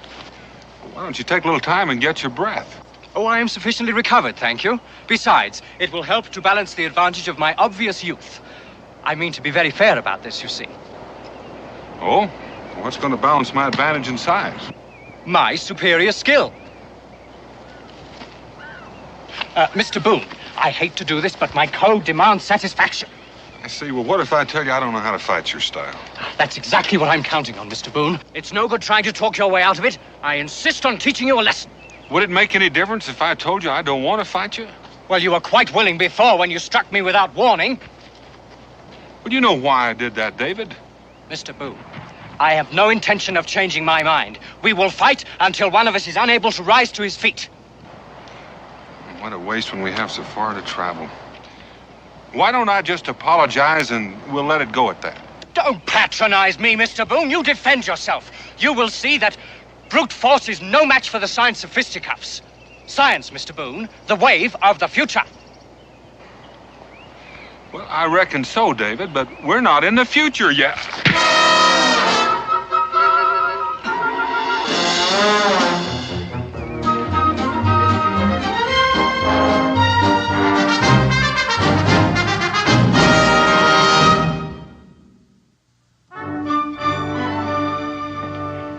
I see David hasn't changed. Oh, you mean the painting? I hoped he'd give up that nonsense, but I suppose it was too much to ask. I spent the better part of 20 years spoiling him. I couldn't expect a few short months to make any difference. You would be expecting too much, wouldn't it? Well, at least I made the effort. Still, it wasn't very fair of me to wish him off on you and Dan. David! Hello, Father. It's good to see you, boy. You look wonderful, son. Well, you look pretty good yourself. And all dressed up in buckskins. That's something I thought I'd never see. Yes, well, I found out that they wear a little better than satins and lace. What are you doing with that bearskin? He shot it. I helped him skin it out. We're going to make a rug for Mom. Father, I'd like you to meet Israel Boone. Pleasure to meet you, sir. How do you do, Israel? Me and David are hunting partners. Bill. Dan, you've done a wonderful job with him. Thank you. There's nothing to thank me for. David saved Pa's life, too. Fighting with the Indians. He saved your life? That's right. Where's your luggage? Oh, it's at the tavern. Well, nonsense. You're going to stay here with us. Nothing I'd like better, Dan, but I have to be on board a ship for Boston in a week. How soon can you be ready to leave, son? Well, Father, I hate to leave a job half finished. A job? We're building a cabin. Might take a while to finish, but then the trapping season will start. You mean you want to stay here? Well, at least through the winter, anyway. It's pointless to learn something and then not put it to use, isn't it? I think you're serious. I am. But what about your painting, your education? Well, I can use that education. Somebody should be writing a history of the frontier. One day, this will all be gone. Father, you can help me.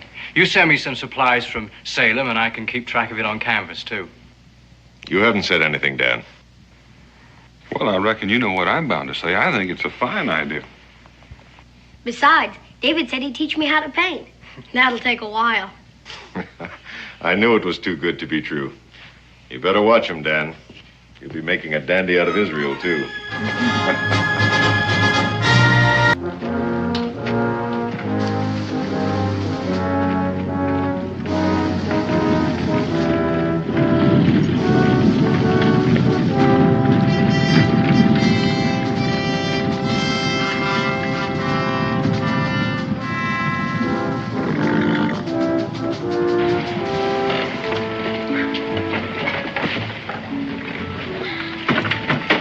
Orleans, Daniel. This town's got a name with a dance in it.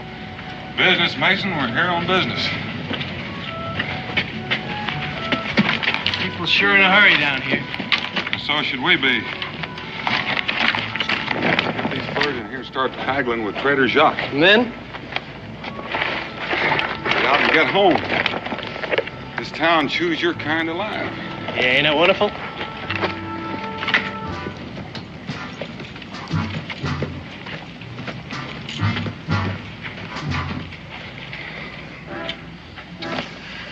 Countess de Rochambeau, the biggest prize in New Orleans, and you let us slip through your fingers. Oh, no, wait a minute, Citizen Boucher.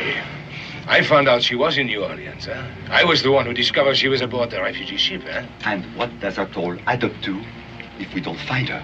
Now, do you know what it will mean if we ship her back to Paris?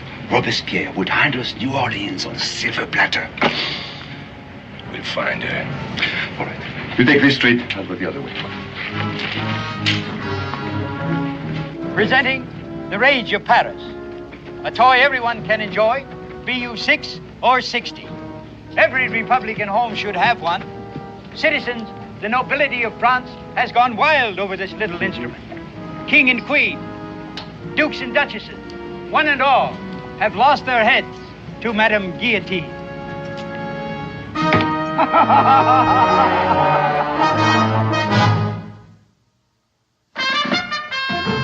Daniel Boone was a man, yes, a big man, with an eye like an eagle and as tall as a mountain was he. Daniel Boone was a man, yes, a big man. He was brave, he was fearless, and as tough as a mighty oak tree. From the coonskin cap on the top of old Dan to the heel of his rawhide shoe, the rippinest, roaringest, fightingest man the frontier ever knew. Daniel Boone was a man, yes, a big man, and he fought for America to make all Americans free. What a Boone wanted to do and what a dream come true was he.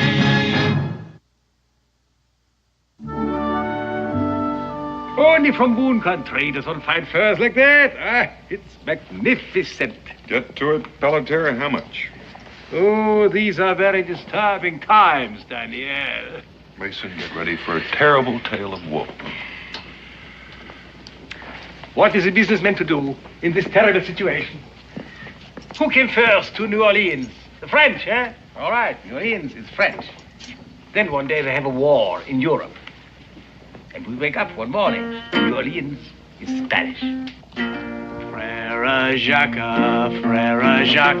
tale of woe, make your story briefer. How much for the beaver? And off we'll go. Well, hey, how can one do business in such a state of confusion? I got a solution for the whole affair. Oh? Someone ought to arrange another war between Spain and France, and this time the loser gets New Orleans. And now what is going on? The revolution is going on in France. So if we are French, which French are we? Now tell me that. Daniel, are all traitors alike? Why, he's as long-winded as Cincinnatus. We're listening, John. 120 Spanish dollars. 150. 30. 140. 35. Eh? Jacques, you're some kind of skinflint, but you got yourself a deal.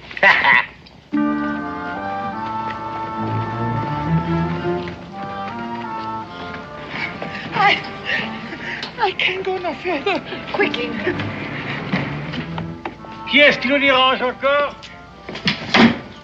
Can I help you, sister? No, don't let us disturb you. We'll just look around. Come, sister. Well, Doc, we're going to need some supplies. Need a couple of bags of flour, bag of beans, sides of bacon, lead for shot, powder. You be want anything, Mason? Just sweet Sylvia here, if we can afford it. Add it in. I'll be hitting the trail, eating bacon and beans, never tasting the sweets of New Orleans.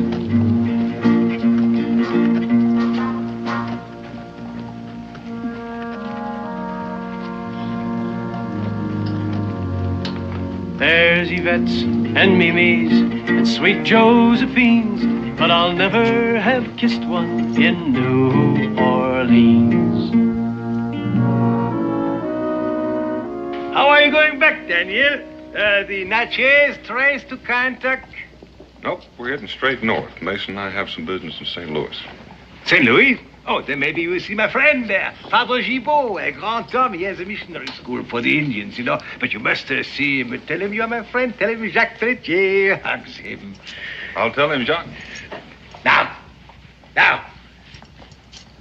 How about the nice ball of silk for Madame Boone, eh? Well, now that might be just the right idea. I beg your pardon. I'm so sorry. I couldn't help overhearing. You're going to St. Louis? Yes, sister? Sister Louise. Sister Berthe. Sister? It's an amazing coincidence, isn't it, Sister Berthe? Oh, yes. What? Oh, this gentleman is going to St. Louis and will be visiting Father Gibault. We've just arrived from France to join Father Gibault to teach in the missionary school. That's a fine idea. We're thrilled, aren't we, Berthe? Oh, thrilled. But we have a problem. We can't find transportation. Would you take us with you, Monsieur Boone. Boone? Enchanté, Monsieur Boone. I'm Mason Pruitt. You have a very lovely voice, Monsieur Pruitt. Thank you, ma'am. Please, we won't be in the way. We're very good travelers, aren't we, Sister Berth? Oh, very good travelers. Well, I'm sorry, sister. We'd like to be of service, but I'm afraid we can't manage it. But why not? We're not afraid. We travel in the armor of the Lord. Well, why don't you wait for an escort going north, soldier escort? There is no such party, and there are no soldiers. Sister, the trail is raw country. Now, you'd be much safer to book passage to Philadelphia or even New York and head west from there. That'd be the best advice I could give you. Mason, you and I'd better pack up and head out of here. Daniel, couldn't we wait a day or so? No, sir. Not one more hour than we have to. Well, maybe we could help the sisters find an escort going north. Well, maybe Jock would know more about that than we do. Oh, no, I wouldn't know, no. Well, at any rate, it's been very pleasant visiting with you, and I wish you both a lot of luck. And I'm very sorry we couldn't be of service to you. We have had a very tiring time. Sister, I'd like you to tell me something. I know where you say you're headed for, but will you tell me what you're hiding from? Why do you ask that? Oh, I've done a lot of hunting. I just got a way of sensing things. And a vivid imagination. Obviously, we'll have to look elsewhere for help, sister. Oh, I'm not a bloomin' hero, this I must confess. But I never turned away from a lady in distress.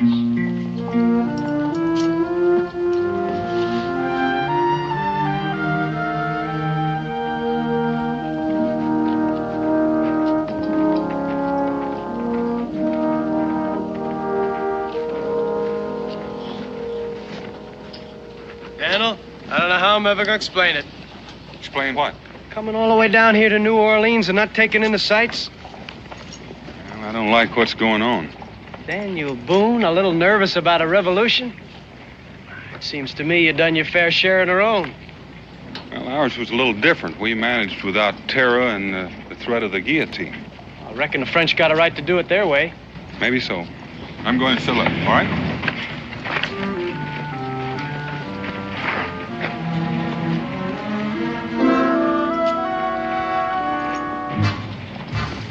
Citizen!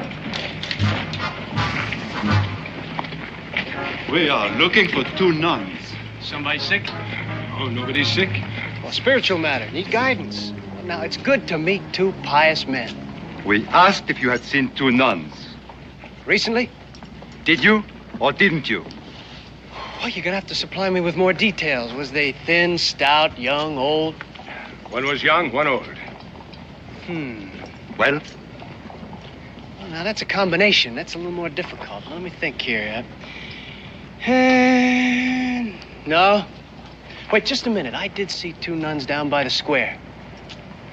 But they was thin and stout. You was looking for young and old? What'd they want? Religious guidance. You're a fine one to ask. Sister, your armor's showing. Well, you're going to have a long, hard trail to travel. Well, we got good company. Company? Sweet Sylvia. Get up there. I'll be hitting the road, eating bacon and beans. Never tasting the sweets of New Orleans.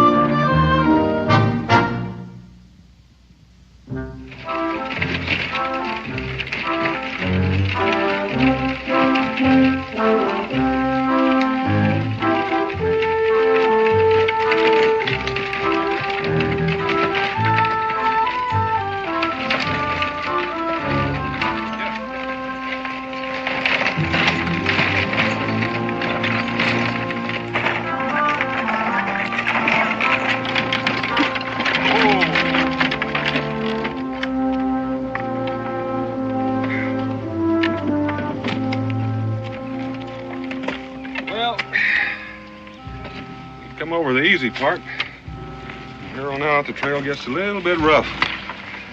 We might as well try to make another mile or 2 before we make camp. understand up ahead, the ruts are so deep the Indians use them for bear traps. The man and his horse fell into one of them a few years back and haven't been heard of since. You pulling my leg, Daniel? I wouldn't think of it, Mason, but keep a sharp eye. We can't afford to lose what's in here. I'll do that. And Mason, while we pass under these trees, keep your eyes peeled, because snakes have a bad habit of dropping down from the branches. And as long as we're stopped, maybe you'd like to invite your guests to get out and stretch their legs.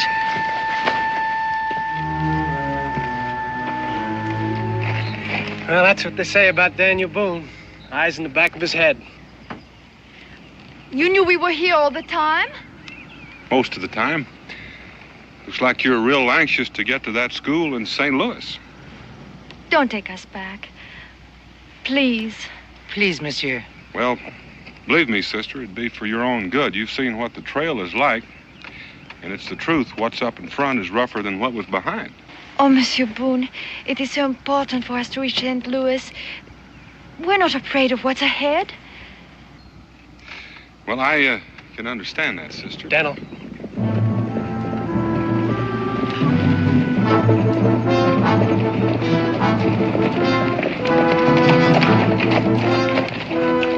Well, look at this.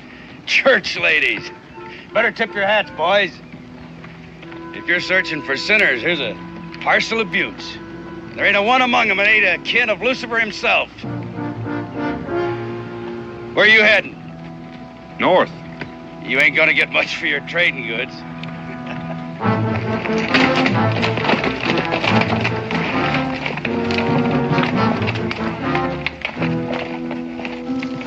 Why didn't you send us back with them, Monsieur Boone?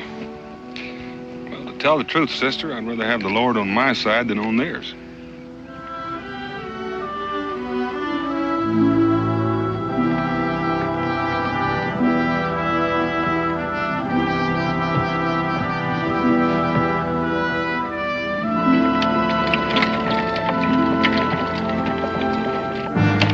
That's what I said. 2 nuns. And all their, whatever you call it, big black dresses, black head pieces, looking like big blackbirds. They'll scare 5 years' growth out of the first bear they meet, that's for sure. How far up the trail did you see them? Oh, maybe 15, 20 miles. They're with a couple of trappers. Your men still with you, Horn? All right, get some supplies. I want to leave within the hour.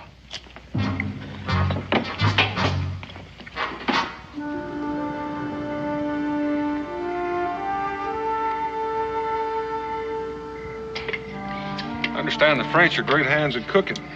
I am the living evidence, monsieur. Well, out here, we don't go for the fancy, just the filling. When in Rome, feast like a Roman. It smells delicious. Enjoy it, sister. Might be the last hot meal you get for quite a while. Merci. Pardon.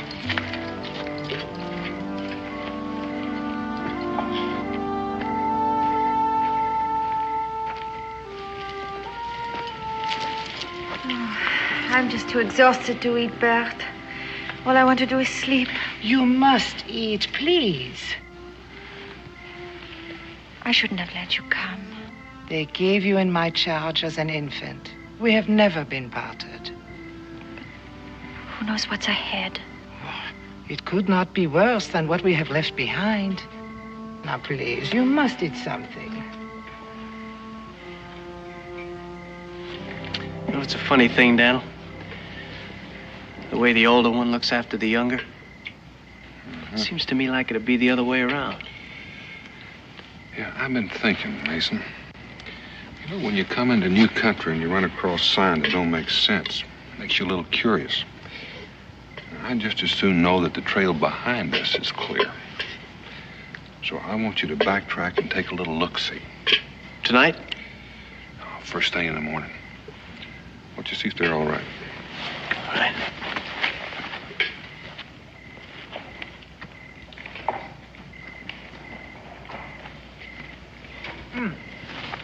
Is there water? Yes, ma'am. I'll get you some. No. Merci, I will get it. Tired? Yes, it's rough country. It's a land like no other on earth. Wild beauty. Raw as a thunderstorm. Savage. to appreciate it, Monsieur Pruitt. Well, Kentucky's my land. Is it like this? Oh, yeah. Squeeze out the water and pile up some hills and open the meadows. Maybe plant some corn and paint in a little clover. You got yourself a fair copy. But still lacking. What? Friends. No place is much without friends, you know. Oh, I'm sorry, ma'am. I didn't mean to make you upset. Well, it's just I don't know much about sisters, and I reckon where you come from, you left a lot of friends, and... Well, don't you worry, sister. Where you're going, you'll have a lot of new friends, Indians, and the... Oh, please.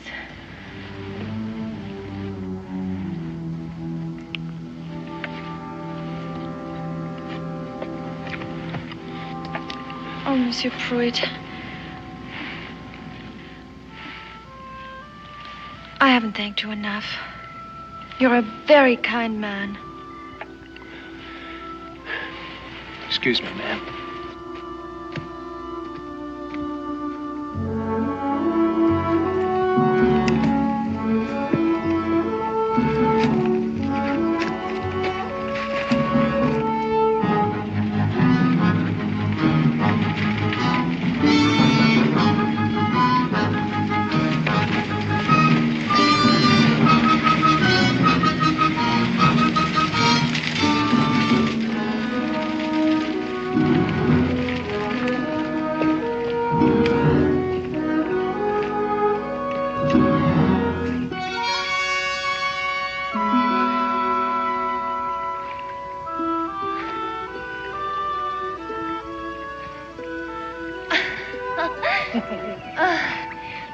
Why don't you come in now, Bert? Oh, I couldn't. You always loved to swim back home. Remember the little glen on my father's estate? The willows and the big oaks and the swan. And the time you were chased by a swan right out of the water into the meadow. And father came riding by with a company of hunters, and you were... Louise! Not a stitch on your back. Into the rose bushes, into the thorns.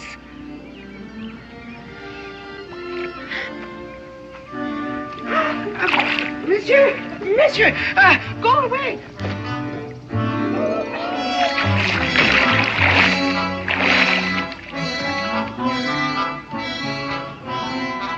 Louise!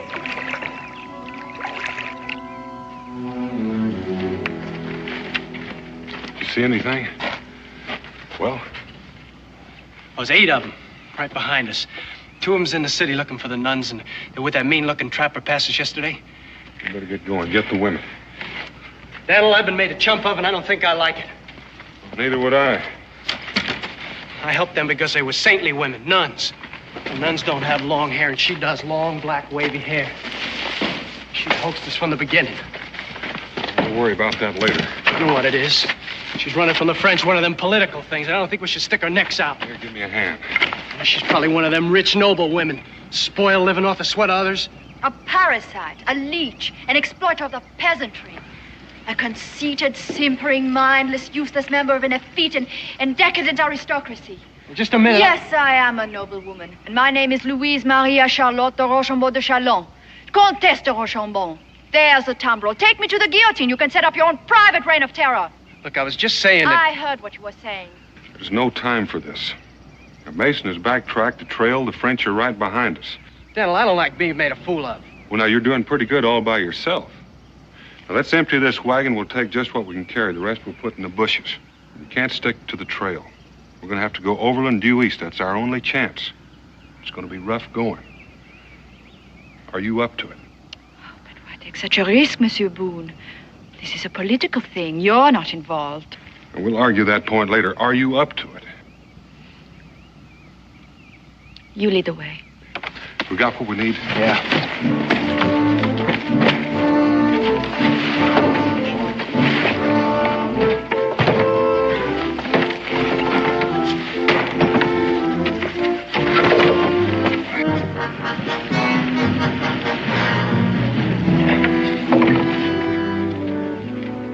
Why don't horse just follow your nose? Get out! Help! Get out!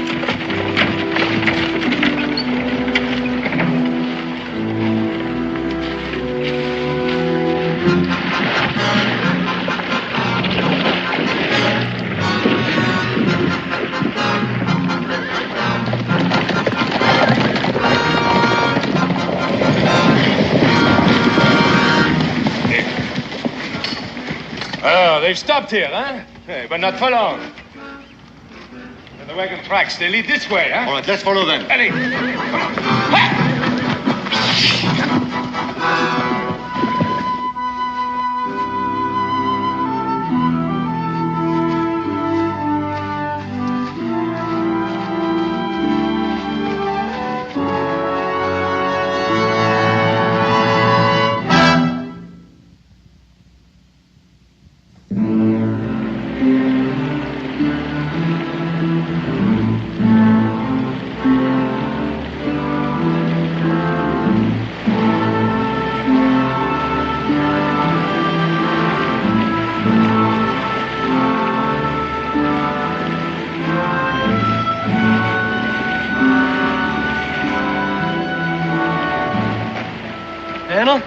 Go on ahead. I'll cover up these tracks and go on lay down a false trail.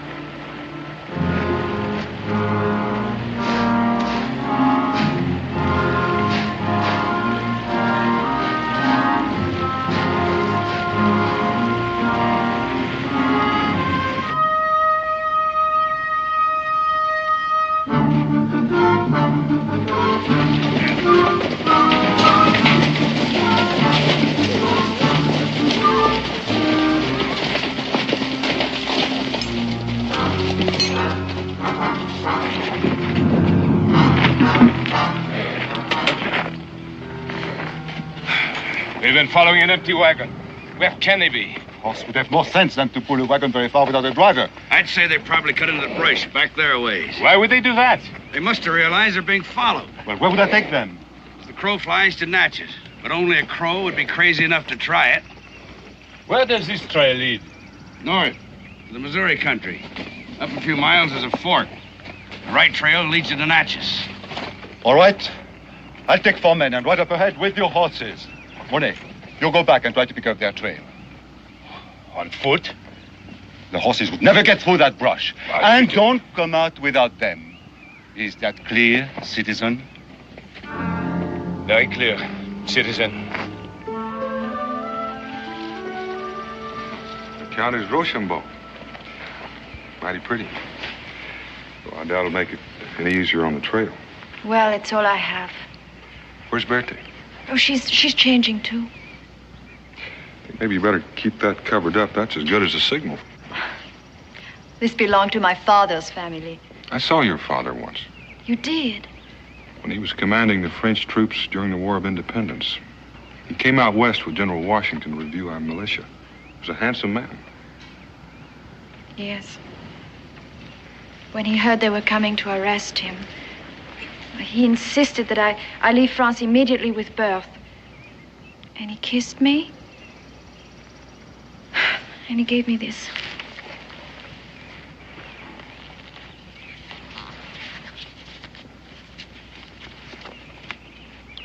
Continental Congress of the United States, Monsieur le Count de Rochambeau.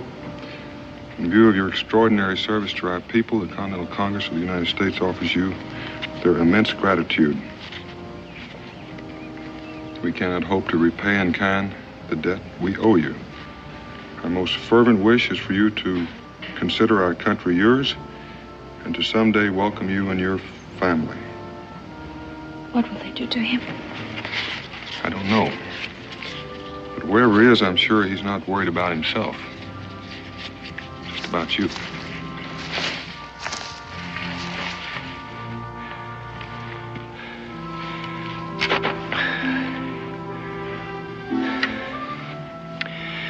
I laid in a trail that'd make a hawk dizzy. Any sign of anyone following? None that I saw. Oh, this is foul country, Daniel. Rougher than any I've ever seen. You think we're doing the right thing? Well, we don't have much choice. At best, we have a bare chance of getting through. Well, I want to take that chance. All right. We'll cut straight east, then north. That won't get us to Missouri. No, but that'll get us to the Natchez Trace.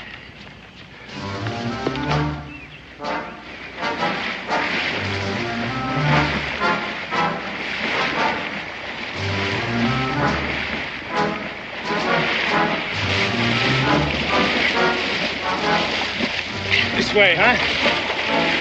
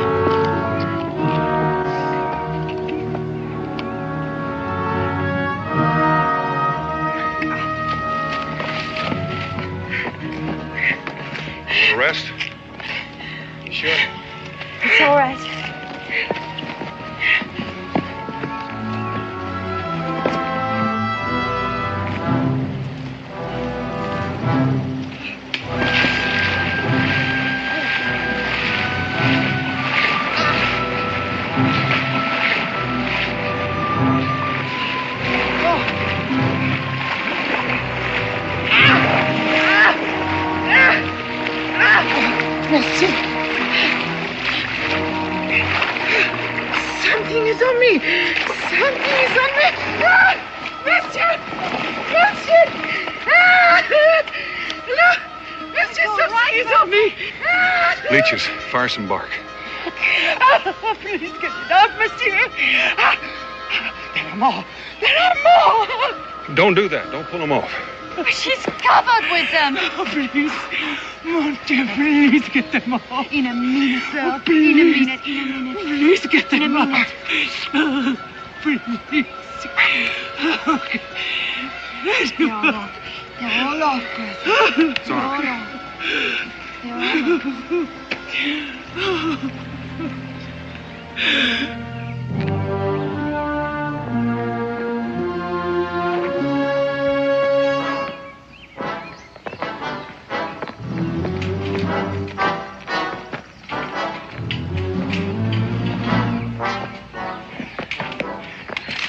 No more.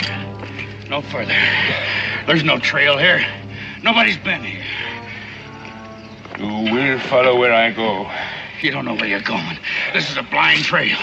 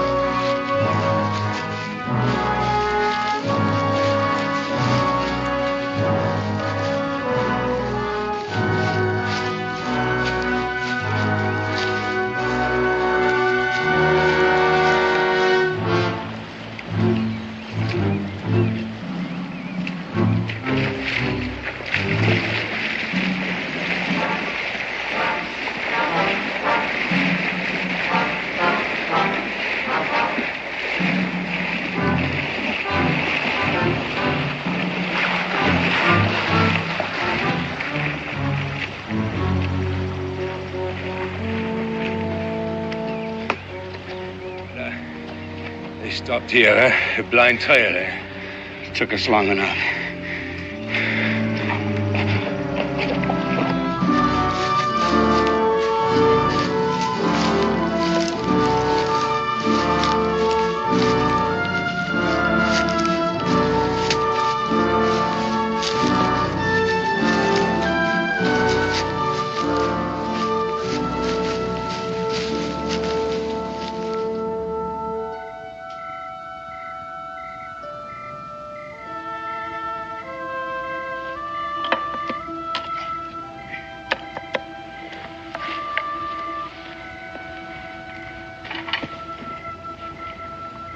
Countess?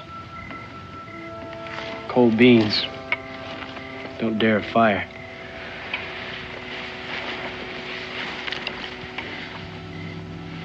Well, they do a lot better than they taste. Oh, Monsieur Pruitt.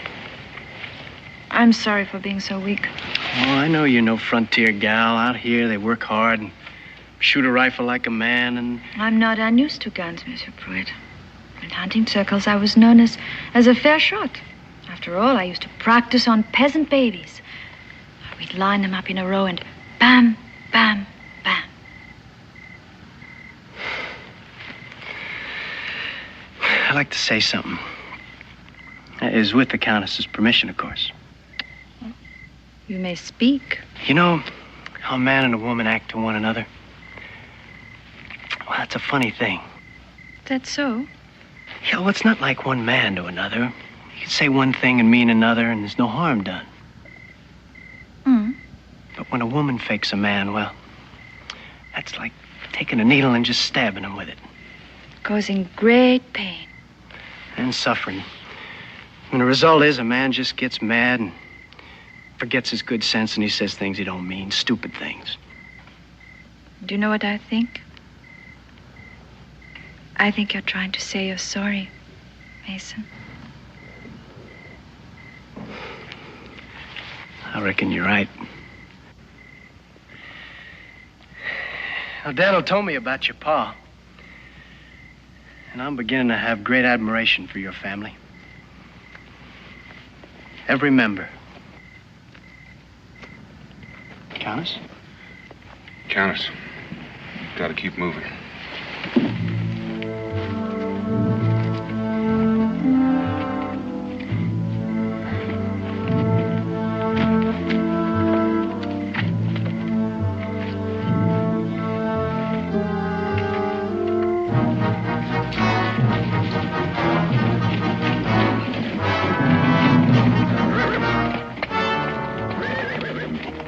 This must be the Natchez trace coming in from the east.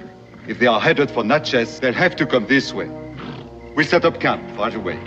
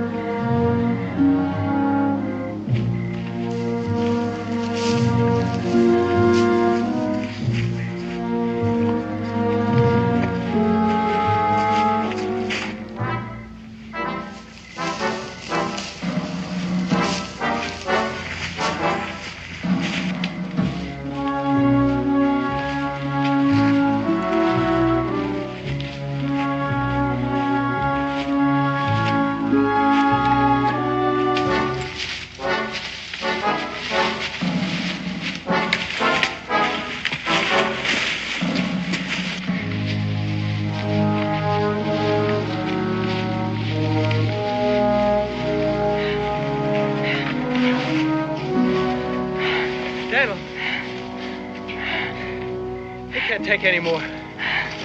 We can find another way. Why don't you stay here with them and let them rest?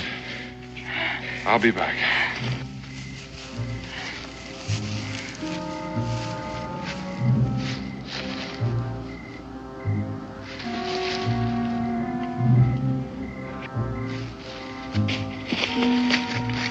Come on.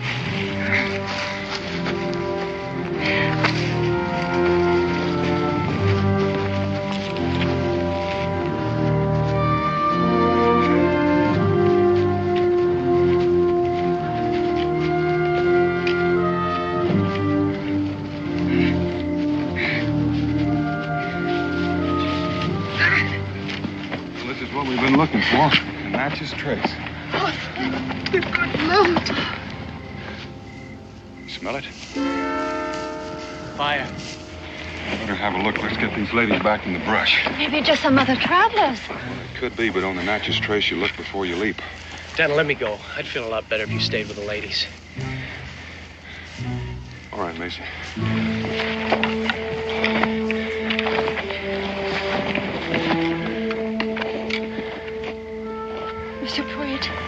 Be careful. I'm always careful. And Mason, bon chance. That's good luck in French.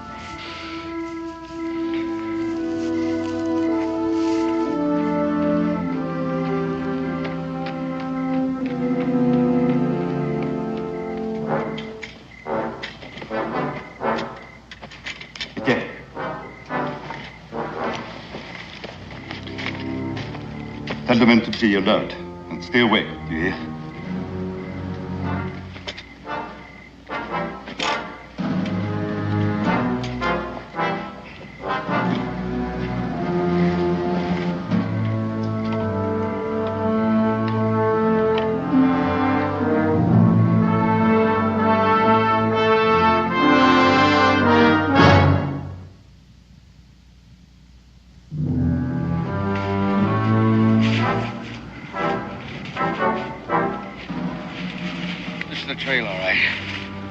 We're behind. This brush has just been walked on. Oh, boy. Let's hurry on then.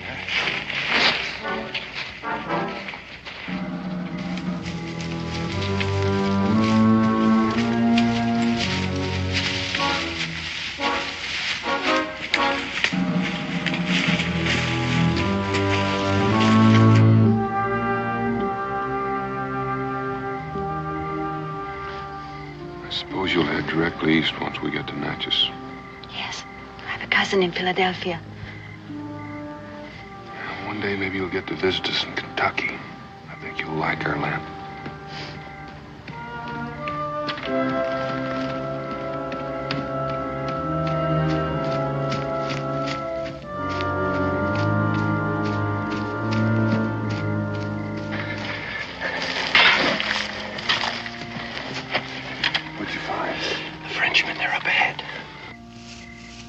They must have taken the northern trail up, cut across due east of the trace to head us off.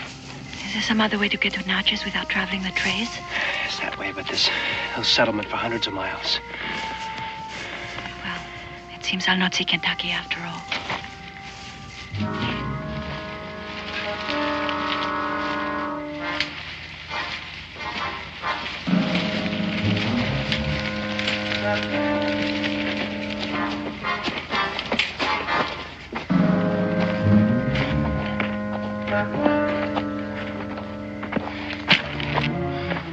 We made it.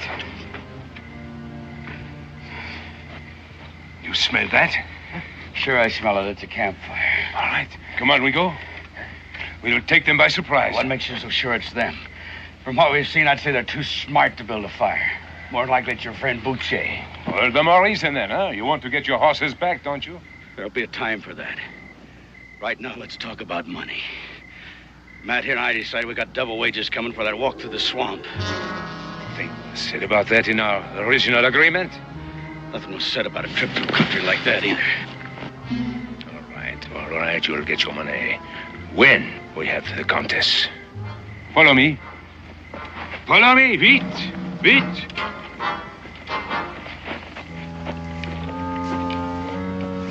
Daniel.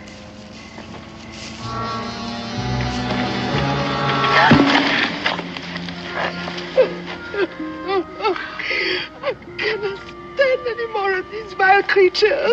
Nor will you have to. You've taken care of me all my life, but I won't let you suffer anymore. Monsieur Boone, my mind is made up. No more running, no more hiding. Those men down there, they want only me. They don't care about you or Monsieur Pruitt or Berth. I'll give myself to them, then there won't be any more trouble. Countess, you may have just solved our problem. Daniel, you gone plumb out of your mind? You can't let her go. I'm not going to let her go. You're going to take her. What? You got a pistol, Mason? Yeah, in my pack. This could be a little bit like horse trading. What a horse has got to do with it? Nothing. It's the trading part that counts. You could have passed them in the dark. Well, the only way open is to the south, back to New Orleans. Unless they take to the brush again. But from what you told me, I doubt if they're strength enough to do that. Or if they have, they can't have traveled far. Etienne? All right, men, on your feet. Ain't you even going to give us time to eat? Not when the end of our search is so near. Get your horses. That won't be necessary, Mr. Boucher. Have me at a disadvantage, monsieur. You know my name, but I don't know who you are. Let's just say I'm a man who has some merchandise you want. He's one of the trappers I was telling you about. Oh, the royal guide. You led us on a merry chase, monsieur. Take his gun, Monet. Just a minute. I think we have a little bargaining to do. Oh, I admire your audacity, monsieur. But how can you suggest a bargain when there happen to be 8 of us and only 1 of you? I figure the Countess Rochambeau is worth more alive to you than dead. Granted. As I say, we have a little bargaining to do. She is not dead, Boucher. We would have found her on the trail. You hear, monsieur? Or are you suggesting that she might have met with an accident? She hasn't met with one yet, but she might meet with one any minute now. Mason!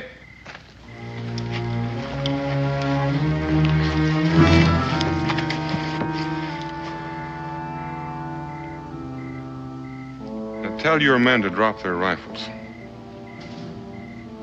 Mason, count to 10. If they haven't dropped them by then, shoot her. 1, 2, 3.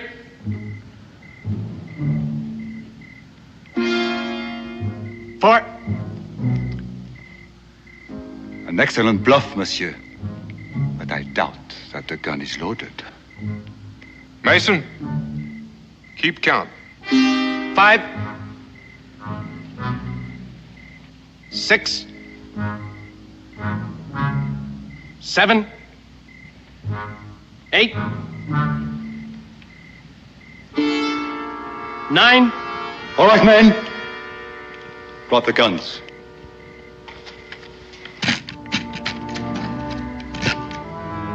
Bert. Get their rifles. So, what have you accomplished, friend? You cannot kill all 8 of us. No matter where you go, we will follow you. You there. Boucher promised to pay you for finding the Countess. Where's the money? Here? Are you mad? Of course not. He's gonna pay us when we get back to New Orleans. How's he gonna pay you? What do you mean? Is he gonna pay you in gold? Gold? Who has gold these days? They'll be getting French francs, of course. Paper.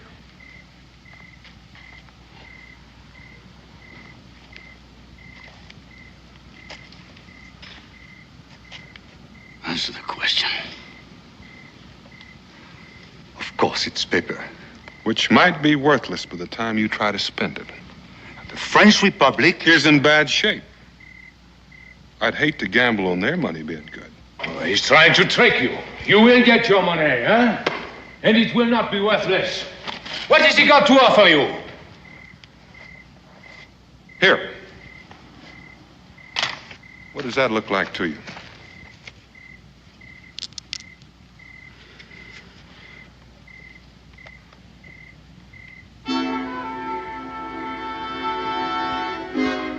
Matt?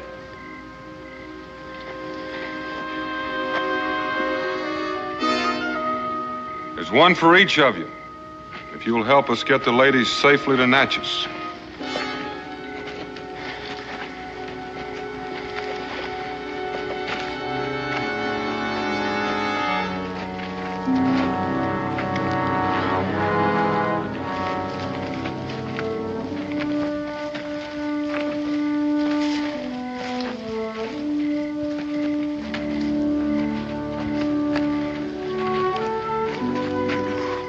You'll pay for this. How? With paper francs?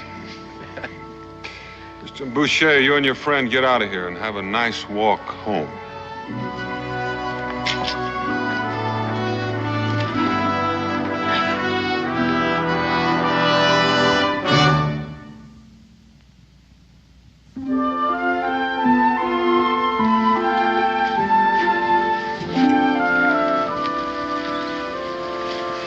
This is the first time in months I can take a breath without it catching in my throat. That's the best I could find this time of year. Oh, they're beautiful. Well, hardly makes up for that diamond necklace. A small price to pay for freedom. Countess, your carriage is ready, and with the soldiers to guard you, I trust you'll have no further trouble reaching Philadelphia. Miss Berthe, I hope you find this part of your journey more pleasant than you did the last. Oh, the way will be better, but not the companionship.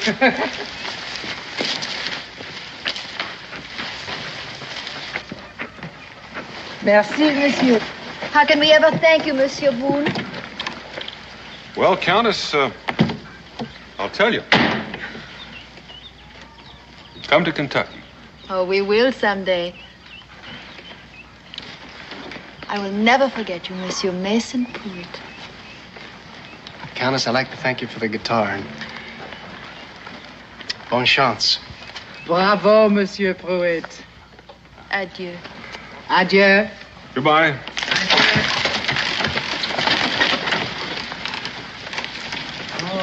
young and I'm strong, and I sing a fair tune. And I'm known to look twice at the beckoning moon. Now the moon has lost its musical sheen, and I met the Countess in New Orleans. Well, she didn't bust out laughing or nothing. What are you talking about? Well, I reckon I'm as good at hand kissing as any old duke. And Philadelphia ain't so far away.